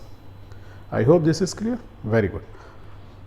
Now we have come to the another important topic of the chapter is called elastic potential energy in a stretch wire. अब हम कर क्या रहे हैं, इस पूरी बुक चैप्टर में हमने क्या किया, या तो हमने किसी चीज़ को पुल किया या उसको कंप्रेस किया, यही करने की कोशिश की। तो जब हम किसी वायर को पुल करते हैं तो होता क्या है, जैसे एक वायर है जिसकी लेंथ L है, मैं उसको खींचता हूँ तो उसकी थोड़ी सी लेंथ बढ़ गई। जब हमने उस पर F फोर्स लगाया, राइट। तो ये जो इसकी ओरिजिनल लेंथ थी, थोड़ा सा खींचा, थोड़ी सी लेंथ बढ़ गई, स्मॉल लेंथ L। या और इसका यदि क्रॉस सेक्शन देखोगे, suppose it is a circular हो सकता है, रेक्टेंगुलर, तो A is a cross section. Cross section means मैं ऐसे यहाँ से काटूँ तो ऐसा दिखेगा। आई होप इट इज़ क्लियर। और हमने एक और चीज़ भी सीखी, क्या भी कोई भी बॉडी होती है, it is made up of atoms, ये आप हमेशा याद रखिएगा। और एटम्स के बीच में एक दूसरे को बहुत अच्छे से बॉन्डिंग होती है। एज अ रिजल्ट जब आप उसको पुल या पुश करते हो तो वो रेजिस्ट करता है, राइट, इसलिए रेजिस्ट करता है। इस चीज़ को समझने के लिए कि किसी चीज़ को यदि हम पुल एंड पुश करते हैं तो क्या उसमें पोटेंशियल एनर्जी आती है, वैसे ही जैसे किसी एक स्प्रिंग को यदि आप पुल या पुश करते हो तो क्या होता है उसमें पोटेंशियल एनर्जी, हमने क्या सीखा था, इज इक्वल टू ½ kx²। इतनी उसमें एनर्जी स्टोर्ड हो जाती है, where x is the elongation. ये स्प्रिंग की जगह अब हमने क्या किया, एक पार्ट ले लिया जिसको हम दोनों तरफ से पुल कर रहे हैं। जब पुल कर रहे हैं तो क्या हो रहा है, उसकी लेंथ भी बढ़ी है और डायमीटर घट रही है, लेंथ बढ़ती है और डायमीटर घटती है, ये हमने सीखा। तो उसमें भी कुछ पोटेंशियल क्यों, और ये ऐसा क्यों हो रहा होता है, और ये किस में ज़्यादा होगा किस में कम होगा, ये डिपेंड करता है टाइप ऑफ एटम्स, किसने उनके भी एटम्स के बीच में बॉन्डिंग क्या है। यहाँ तो स्प्रिंग में क्या है, इसका डिज़ाइन है, इस डिज़ाइन की वजह से जब हम इसको पुल करते हैं तो उसमें पोटेंशियल एनर्जी स्टोर्ड हो जाती है, स्टोर्ड एनर्जी इसको द पोटेंशियल एनर्जी, क्योंकि जैसे ही हम ये फोर्स हटाएंगे वो वापस अपनी ओरिजिनल पोजीशन ले लेगा। एग्जैक्टली सेम वे में मेटल्स को भी केसेस में यदि आप पुल करके छोड़ोगे, क्योंकि ये सब कुछ माइक्रोन लेवल पर होता है, हमें दिख नहीं रहा होता है, क्यों हो रहा था, वो अपनी ओरिजिनल शेप ले लेता है, क्योंकि एटम्स के बीच में, डिफरेंट एटम्स के बीच में या सिमिलर एटम्स के बीच में ऐसे ले लें, उनके बीच में फोर्स ऑफ अट्रैक्शन होता है, तभी तो बॉन्डेड बना के रहते हैं, नहीं तो भाग जाए, लड़ाई झगड़े हो भाग जाएंगे दूर दूर, राइट। और जब ऐसा होगा दैट मीन्स इसमें भी कुछ एनर्जी स्टोर होती है, and that is what is called elastic potential energy. And why we call it elastic, we will come to know, because they behave like an elastic body, जैसे elastic होती है रबड़ band की तरह काम करते हैं। हमने अभी तक कैसे किया, यंग मॉडुलस, कि किसी बॉडी को अलॉन्ग द लेंथ कहेंगे, stress upon strain is called the Young modulus. Stress is force per unit है, strain is change in length upon original length, ये हमने सीखा था। So where Y is the modulus of elasticity, तो एक body जिसकी length L है उस पर एफ फोर्स लगाया, Y is the Young modulus, और ये फार्मूला मालूम है, तो we can say from Hooke's law, and that is called stress is directly proportional, यही तो हुक्स लॉ है वाई, तो Y is equal to F force per unit area change in length upon original length, तो this is the formula, ये बोल सकते हैं, okay. या मैं खाली एफ बोलूँ, इसी फार्मूला से एफ बोलूँ, तो I can say F is equal to, ये ऊपर दोनों चले गए, तो I can write Y A L upon L, well L is the delta L small change in length, वो स्मॉल एल से लिख रहा हूँ, डेल्टा एल को मैंने स्मॉल एल से लिख दिया, ये कैपिटल एल है ओरिजिनल लेंथ, तो L is the length, this is L. या इसको मैं ऐसे भी लिख सकता हूँ, या दूसरे तरीके से लूँ कि ये बॉडी जो थी इसको मैंने और हल्का सा फोर्स लगाया, राइट, तो उससे हल्का सा चेंज हुआ डेल्टा एल, तो force done by work done by force, यदि मैंने हल्का सा फोर्स लगाया, जब पहले इस बॉडी पे एक बॉडी थी जिसकी लेंथ एल थी, उसमें मैंने फोर्स लगाया, तो उसकी वजह से चेंज इन लेंथ एल हुआ था, स्मॉल एल। अब मैंने हल्का सा और यदि मैं फोर्स लगाऊँ तो डेल्टा एल मतलब चेंज हो सकता है, बहुत ज़रा सा डायमेंशन में चेंज हो सकता है, तो क्या मैं उसको मैथमेटिकली लिख सकता हूँ, तो yes I can write, if I know कि work done by force F, यदि किसी बॉडी पे फोर्स एफ लगाता हूँ और उसमें डिस्प्लेसमेंट होता है बाय डेल्टा एल, तो we can say work done is equal to force into displacement, ये हमने सीखा था अभी तक। फोर्स कितना है ये, this is the force formula, तो I can write force is equal to F into T L, ये फोर्स मालूम है। चेंज इन लेंथ क्या हुआ, डेल्टा जरा सा और फर्दर फोर्स लगाया तो इतना चेंज होता, right, small change in dimension, तो एफ की जगह मैं ये लिख सकता हूँ, I can write work done is equal to Y A, ये means Y A L upon L into delta D L, small change. अब ये जो डेल्टा एल है, यदि मैं इस एल को भूल जाऊँ एक बार को, ये यदि मैं इसको इंटीग्रेट करता हूँ, चलो इस एल को जब बाद में बोलते हैं, इसको यदि मैं इंटीग्रेट करूँ तो देखो मेरा ये फार्मूला आ रहा है, work done is equal to integration of force into change in length delta L, that means displacement.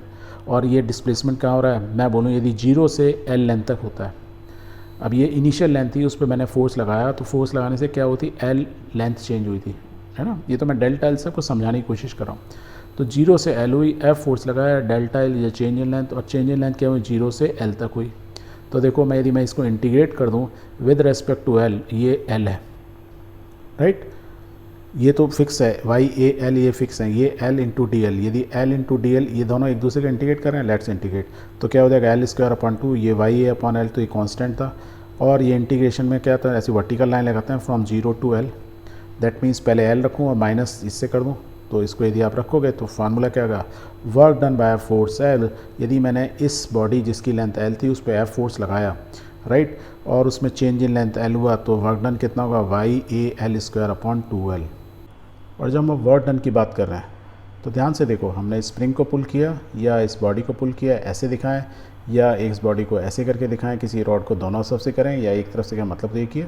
तो जब भी हम किसी चीज़ को पुल करते हैं तो उनके इंटर एटॉमिक एटम्स एक दूसरे अपार्ट होने की कोशिश करते हैं, एज अ रिजल्ट उसमें potential energy as a store हो जाती है, क्योंकि अब हम काम कर रहे हैं, हम क्या काम कर रहे हैं, हम एक्सटर्नल फोर्स लगा के एटम्स टू एटम का डिस्टेंस बढ़ाने की कोशिश कर रहे हैं, और वो उसको रेजिस्ट कर रहे हैं, तो जो रेजिस्टेंस होगा वो एज अ स्टोर हो जाएगा एज अ पोटेंशियल एनर्जी।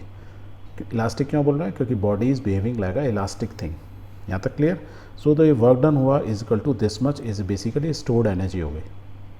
अब इस वर्क डन के फॉर्मूला को थोड़ा सा अरेंज करते हैं, देखो इसको हम यदि अरेंज करें तो I can write work done is equal to half, ये 2 था हाफ लिख सकते हैं, इनटू वाई है वाई लिख दिया, और क्या लिख सकते हैं, देखो एल अपॉन एल मीन्स ये एल अपॉन एल है, इसको एल अपॉन एल का स्क्वायर, दैट मीन्स मैंने यहाँ एक एल कम था, यहाँ तो एक ही था, यहाँ मैंने क्या एल स्क्वायर दो, दैट मीन्स मैं ऊपर एक एल लिखना पड़ेगा मेरे को, तो बचा क्या था ए और उसके साथ एल, ऐसे लिख सकते हैं, यहाँ तो कोई फ़र्क नहीं।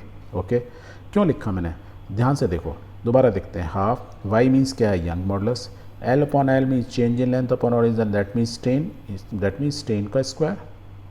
ए एल मीन्स क्या, देखो area of the cross section into length, किसी चीज़ का एरिया और लेंथ से मल्टीप्लाई करो तो वॉल्यूम, तो this is volume of the wire.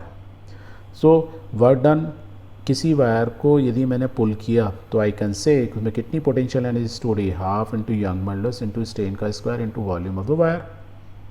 अब ध्यान से देखो, ये ऊपर यंग्स मॉडुलस क्या होता है, स्ट्रेस अपॉन स्ट्रेन, तो यहाँ यंग्स मॉडुलस आ गया, स्ट्रेन भी है, यदि मैं इसको मल्टीप्लाई कर दूँ y इंटू स्ट्रेन, तो y इंटू एक स्ट्रेन से मल्टीप्लाई करके बचेगा स्ट्रेस। तो देखो फिर अरेंज करो, let's arrange this, half Young's modulus into strain, Young modulus into strain is called stress, तो आई कैन राइट स्ट्रेस, एक बचा स्ट्रेन और बचा volume, volume of the wire.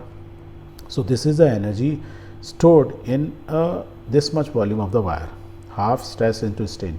और यदि मैं पर यूनिट वॉल्यूम निकाल लूँ, W को वॉल्यूम से डिवाइड करूँ, तो this U it is represent by U, work done divide by volume, तो इसको हाफ स्ट्रेस इंटू स्ट्रेन, या उसको बोला जाता है elastic potential energy per unit volume of the wire बोल सकते हैं, which is represent by U। तो U इज इक्वल टू कितना, हाफ स्ट्रेस इंटू स्ट्रेन, याद रहेगा। और half stress into strain, U is equal to क्या होता है, हाफ स्ट्रेस, सिग्मा से नोट करते हैं, देखो सिग्मा स्ट्रेन को साइज इससे, तो इससे हमने लिख दिया एप्सिलॉन, राइट। तो U is equal to half, ये आपको याद, ये वाला फॉर्मूला ऐसे याद नहीं है ना, तो बस याद रखो, तो potential energy stored per unit of wire या per unit volume of the wire is equal to half stress into strain, ये आपको याद रखना है। जैसे स्प्रिंग का याद है, हाफ के एक्स स्क्वायर, के is the string constant, x is the change in dimension, जितना भी इलोंगेशन हुआ, right, that is called the potential energy. ये हमने निकाला था, ड्राइव किया था, एग्जैक्टली ये भी हाफ याद रहेगा, के एक्स स्क्वायर था, इसमें बस स्ट्रेस इनटू स्ट्रेन, इतना याद रहेगा। So this is called the elastic potential energy in a stretch wire. I hope this is clear. Good. Now, what are the application of elastic behavior of material? हमने तो ये सीख लिया कि किसी भी मेटल को, किसी भी बॉडी को यदि हम पुल करते हैं, खींचते हैं, तो उसमें they work behave like a metal, all metallic body, जब आप उसको पुल करते हैं तो they behave like a elastic body. Elastic body means they try to retain their original shape जब आप फोर्स हटा देते हो। तो इसके क्या एप्लीकेशन हो सकते हैं, कहाँ यूज़ करते हैं, व्हाट इज़ द पर्पज़, इतना पढ़ने का फ़ायदा क्या हुआ।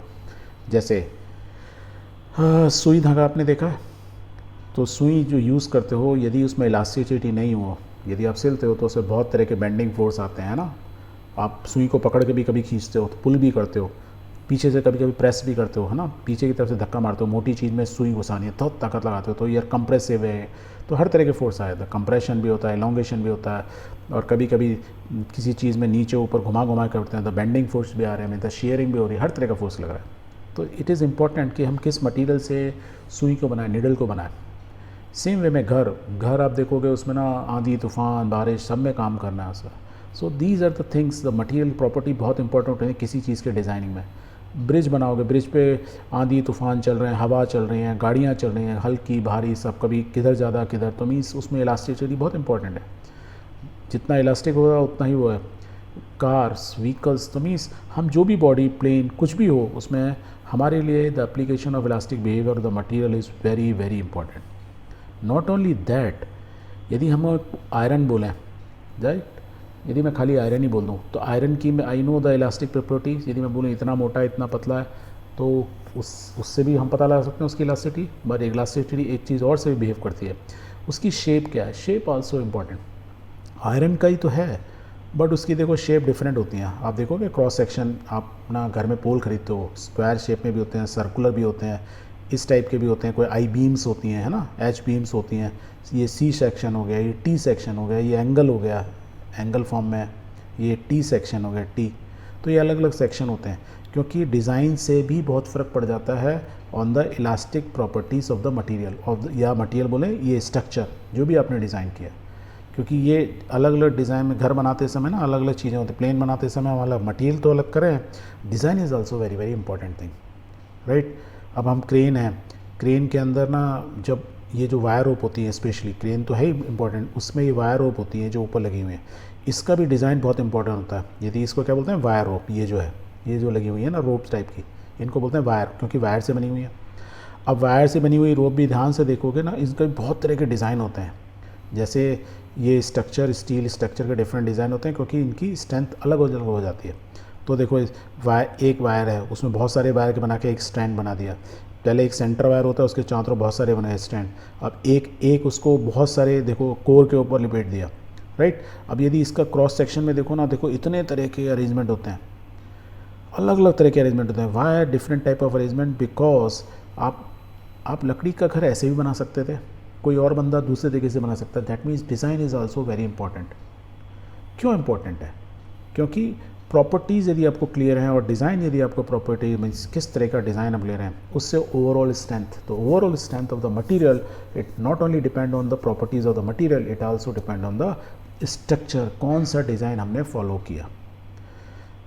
इसको समझने के लिए ना एक बहुत सिंपल सा एग्जांपल हम ऐसे समझते हैं। ये क्या है, यू रिमेंबर, हमने क्या है, एक टेबल के ऊपर एक पार्ट रखा, ऊपर से उसको प्रेस किया, means we try to bend it. ऐसे ही बेंड करने की कोशिश करें। इसको यदि मैं बड़ा करूं तो एक बॉडी है, जब मैं उस पर फोर्स ऊपर से लगाऊं, ये तो ऊपर से लगा रहा हूं, या बीच से मैं उसको खींचूं, मीन्स मैंने एक वेट परमानेंट टांग दिया। तो पहले देखो ये ऐसे था स्ट्रेट, ये जो डैश डैश दिख रहा है, राइट, ये यहाँ पे मैं देखूँ तो स्ट्रेट था, तो यहाँ डैश डैश डैश ये बॉडी स्ट्रेट थी, जिसकी लेंथ क्या थी, यहाँ से अब देखोगे पूरी की पूरी बॉडी की जो लेंथ थी L थी, उसकी जो ये डायमेंशन, जो डायमीटर मान लो ये रॉड फॉर्म में है तो ये डायमीटर D थी, राइट, ये डायमेंशन D है, ये लेंथ L है। और हमने सेंटर में वज़न लगाया, या ऊपर से दबाया या टांग दिया, तो क्या हुआ, सेंटर दब गया, इसमें डिफ्लेक्शन हो गया, ये बेंड हो गया। इस साइन से हमने बताया this much is the deflection, right, okay, हो गया कि नहीं हो गया। And this is what is called sag. इतना परसेंट हम बोलते हैं डिफ्लेक्शन या सैग कर गया।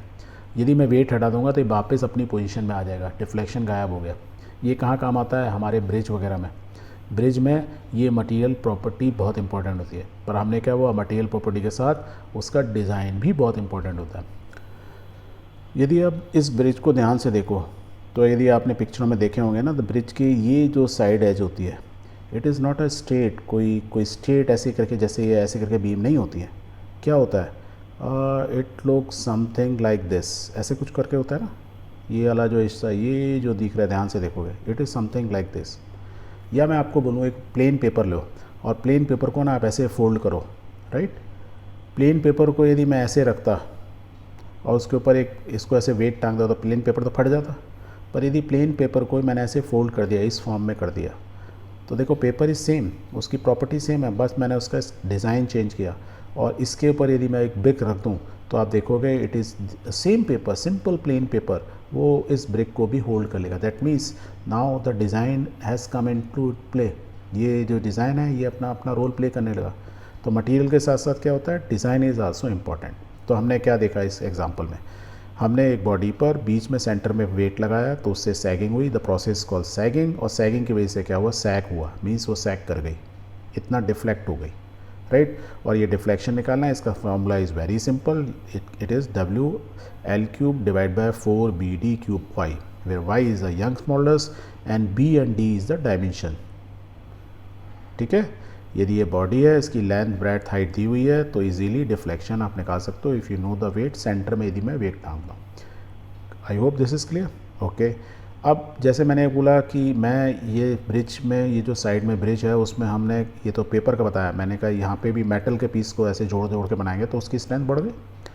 या मैं सिंपल से प्लेट को यूज़ करूँ, या मैं इस जैसे यही बीम है इसको लेता।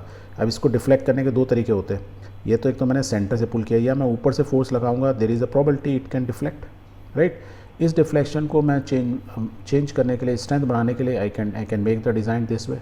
अब देखो इसका डिफ्लेक्शन कंपेरेटिवली कम होगा, है कि नहीं। यदि मैं एक सिंपल पिलर बनाऊँ, ऐसे बनाऊँ, यदि मैं ऐसे बनाऊँगा क्या होगा, फोर्स पर यूनिट एरिया जो है ना, ब्रिज के पिलर होते हैं जो सपोर्ट होते हैं वो ऐसे बना देता। मैंने मीन्स क्या किया, फोर्स पर यूनिट एरिया बढ़ा दिया, तो force per unit area means इसकी स्ट्रेंथ बढ़ गई। सेम सीमेंट से बनाया है, बस थोड़ा सा डिज़ाइन चेंज करते हैं ओवरऑल। दैट मीन्स तो ये एप्लीकेशन ऑफ द मटेरियल होता है, but application of material with the design, तो इसलिए बोलते हैं ना अच्छा डिज़ाइनर बढ़िया कार पता लगा। सेम मटेरियल से दो लोग बनाए, या घर में बोलूँ और आपके घर में किचन में सारा सामान रखा हुआ है, and if you to make food, तो या डिशेस बनानी है, तो अब सेम डिश दो लोग बनाएंगे तो उनका टेस्ट डिफरेंट होगा। क्यों? Because they follow the different method. तो हम जब कोई चीज़ बना रहे होते हैं इंजीनियरिंग में, कोई चीज़ डिज़ाइन कर रहे होते हैं, तो design is also an important apart from the property of the material. So application of the material, it's not only the properties of the material, it's the design is also very important thing. I hope this is clear. Very good. थोड़े और example समझ ले। ये क्या है? बुर्ज खलीफा। कहाँ पे है? दुनिया की सबसे बड़ी बिल्डिंग है आज की डेट में, टू डेट, दुबई में। Very good. ये क्या है? Eiffel tower. उससे पहले ये एक था, दुनिया का सबसे बड़ी ऊंची बिल्डिंग थी, पेरिस में है, राइट। अब ध्यान से देखो स्ट्रक्चर में सेम, ये भी स्टील का बना हुआ है, ये भी स्टील का बना है। उन्होंने क्या हुआ है, जो डिज़ाइन है, जो आर्किटेक्ट है, वो स्लाइटली डिफरेंट है। एज अ रिज़ल्ट ये दो मटीरियल की प्रॉपर्टी डिफरेंट हो जाती है। अब ह्यूमन बॉडी है, ह्यूमन बॉडी खाली फ्लैश से बनी होती थी ऐसे के ऊपर, अंदर क्या होता है, उसमें एक स्ट्रेंथ देने के लिए एक स्केलेटन होता है which help to retain the shape of the body. Otherwise वो ऑक्टोपस की तरह ज़मीन पे गिर जाती, क्योंकि उसमें स्केलेटन है ही नहीं। अब ये पहाड़ है, ये क्या है? दीज आर हिमालय माउंटेन्स हैं। तो इसको भी स्ट्रेंथ देने के लिए अब एक के ऊपर एक पत्थर रखे गए, पर ऊपर वाला पत्थर और नीचे वाले के पत्थर की स्ट्रेंथ में डिफरेंस होगा कि नहीं होगा? क्योंकि नीचे वाला जो पत्थर है उसके ऊपर बहुत ज़्यादा स्ट्रेस आ रहा होगा। यदि मैं एक टॉप पे लेता हूँ, टॉप से नीचे बॉटम तक लेता हूँ, suppose h is the height, right. तो एक कॉलम है ना, तो नीचे वाले पे इतनी हाइट का प्रेशर लग रहा होगा कि नहीं लग रहा होगा? जैसे हमने विंड का देखा था, हवा में या पानी में आप अंदर चले जाओ, तो जैसे जैसे नीचे जाएगा रो जी एच, उतनी डेंसिटी बढ़ती जाती है, उतना ज़्यादा प्रेशर झेलना पड़ेगा नीचे वाले को। तो जो नींव होती है, जो द बेस होता है, वो मजबूत होना चाहिए। ऐसी पहाड़ में यदि मैं बोलूँ कि यदि मैं ऊपर से एक स्टोन लूँ और एक नीचे से स्टोन लूँ, तो किसकी डेंसिटी ज़्यादा होगी? जो नीचे वाला होगा, उसने फोर्स पर यूनिट बहुत ज़्यादा लगा होगा, तो धीरे धीरे उसकी डेंसिटी बढ़ती जाएगी। क्या होती जाएगी? डेंसिटी बढ़ती जाएगी। Suppose A is the area, H is the height, that and rho is the density. तो आपको, और हम इस पर किस चीज़ की बात कर रहे हैं? हाइट किसकी बात कर रहे हैं? मीन्स मैं इस पत्थर की बात कर रहा हूँ जो कि इस पहाड़ के नीचे है, जिस पहाड़ की लंबाई है, हाइट है h, और मैं उस क्रॉस सेक्शन एरिया उस एरिया की बात कर रहा हूँ जो इस पहाड़ के नीचे है, यहाँ पर है कहीं, right. d is the density of the rock की बात कर रहा हूँ मैं। See this is suppose is the density of the rock. पर हमने क्या बोला? Density from top to bottom क्या होती है? बढ़ती जाती है, क्योंकि उस पर ऊपर वाले पत्थर का फोर्स लग रहा होता है। यदि मुझे इस कॉलम का, यदि मुझे इस क्रॉस सेक्शन, इस बॉटम सरफेस से पता लगाना है कि इस पत्थर पे कितना फोर्स लग रहा होगा, तो मैं डेंसिटी, मेरे को मालूम है क्या होता है, डेंसिटी इज मास पर यूनिट वॉल्यूम। और मैं यहाँ से ऐसे बोलूँ, मास इज इक्वल टू क्या बोल सकता हूँ? Rho into volume. और मैं इसका वॉल्यूम निकाल सकता हूँ, area into height. I can put, तो mass is equal to rho A H. तो मुझे mass of this column means पत्थर का एक कॉलम है जिसकी h हाइट है, रो डेंसिटी एरिया है, तो मैं उसका मास निकल गया। दैट मीन्स ये जो नीचे वाले सरफेस पे इतना मास का पड़ रहा होगा, फोर्स मास होगा। मास है तो मैं उसको कन्वर्ट कर दूँ, जी से मल्टीप्लाई करूँगा, that means this much force. तो ये जो पत्थर इस जगह पर है, पहाड़ उसके ऊपर खड़ा हुआ है जिसकी हाइट h है, तो राइट, उस पर इतना फोर्स लग रहा होगा। यदि फोर्स लग रहा है, मास मेरे को निकाल लिया, तो मैं आई can put the value of mass, तो ये डाल दूँ रो ए एच इंटू जी। और यदि मैं एरिया नीचे यहाँ लिया हूँ, तो फोर्स पर यूनिट एरिया इसका होता है प्रेशर। यही होता है, हमने सीखा था प्रेशर। मतलब इस फॉर्मूले में क्या बचा? ए हट गया, तो रो जी एच मैं ऐसे लिख सकता हूँ। और force per unit area is called stress. और इस केस में, जब हम पत्थरों के केस में बात करते हैं, we call it shear stress. और शेयर स्ट्रेस जब भी बात करते हैं, सिग्मा से एस लिखते हैं, वैल्यू करके रो जी एच।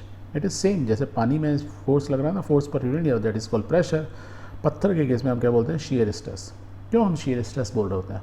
शेयर हो जाएगा पत्थरों में, इसलिए ना जब सुरंग बनाते हैं उस समय पत्थर की डेंसिटी, हाइट, कितनी नीचे गहराई में हम सुरंग बना रहे हैं, क्योंकि क्या होता है, पत्थर शेयर होने लगते हैं। क्यों जरूरी है? हमने स्ट्रेस स्ट्रेन पढ़ा था ना कि किसी चीज़ को भी आप पुल करो, वो पत्थर हो या मेटल हो, कोई भी चीज़ हो, तो उसकी एक लिमिट होती है, that is called elastic limit. ऐसी पत्थर की भी एक इलास्टिक लिमिट होती है। Elastic limit of rock is around 30 × 10⁻⁷ Newton per metre square. इससे ज़्यादा फोर्स यदि हमने उस पर ला दिया, इलास्टिक लिमिट से पार कर गए, तो क्या होगा? Permanent deformation, means plastic deformation होगा, पत्थर क्रैक होने लगेंगे। जब सुरंग जो होती है ना, यदि आप छोड़ दो तो धीरे धीरे ना वो क्रम्बल होने लगती है, मीन्स टूट के पत्थर पूरे, क्योंकि ऊपर का प्रेशर इतना ज़्यादा होता है, उसमें स्ट्रेस, शेयर स्ट्रेस इतनी लग रही होती है। Provided if you know the density, आपको यदि मालूम हो, यदि आप जी की वैल्यू मालूम है, तो you can calculate shear stress at a depth H in a tunnel. आप पता लगा सकते हो, क्योंकि वो बहुत होता है। तो जियोलॉजिस्ट वगैरह होते हैं जो अंडरग्राउंड माइनिंग में या टनल्स बनाते हैं, उनके लिए रॉक की इलास्टिक लिमिट, ये सब चीज़ें वो बहुत कैलकुलेट करते हैं। More over the same thing, जब आप रोड बना रहे होते हैं ना, तो रोड में कभी भी पत्थर आप ऊपर नहीं लेते हैं, ऊपर के पहाड़ों के ऊपर के पत्थर नहीं लेते हैं, आप नीचे के पत्थर लेते हैं। क्यों? क्योंकि उनकी डेंसिटी क्या होती है, बहुत ज़्यादा, क्योंकि वो ऊपर इतना फोर्स झेल झेल के उनमें बहुत स्ट्रेंथ आ जाती है। ओके, तो रोड के ऊपर जब पत्थर डालोगे तो टूटेंगे नहीं गाड़ियों से। So this way we have completed the chapter. If you have any query, feedback or suggestion, please do write to us at milapintegration.com. Please like and share with all your friends, colleagues, so that they can support us and we can support you. Thank you very much. Namaste.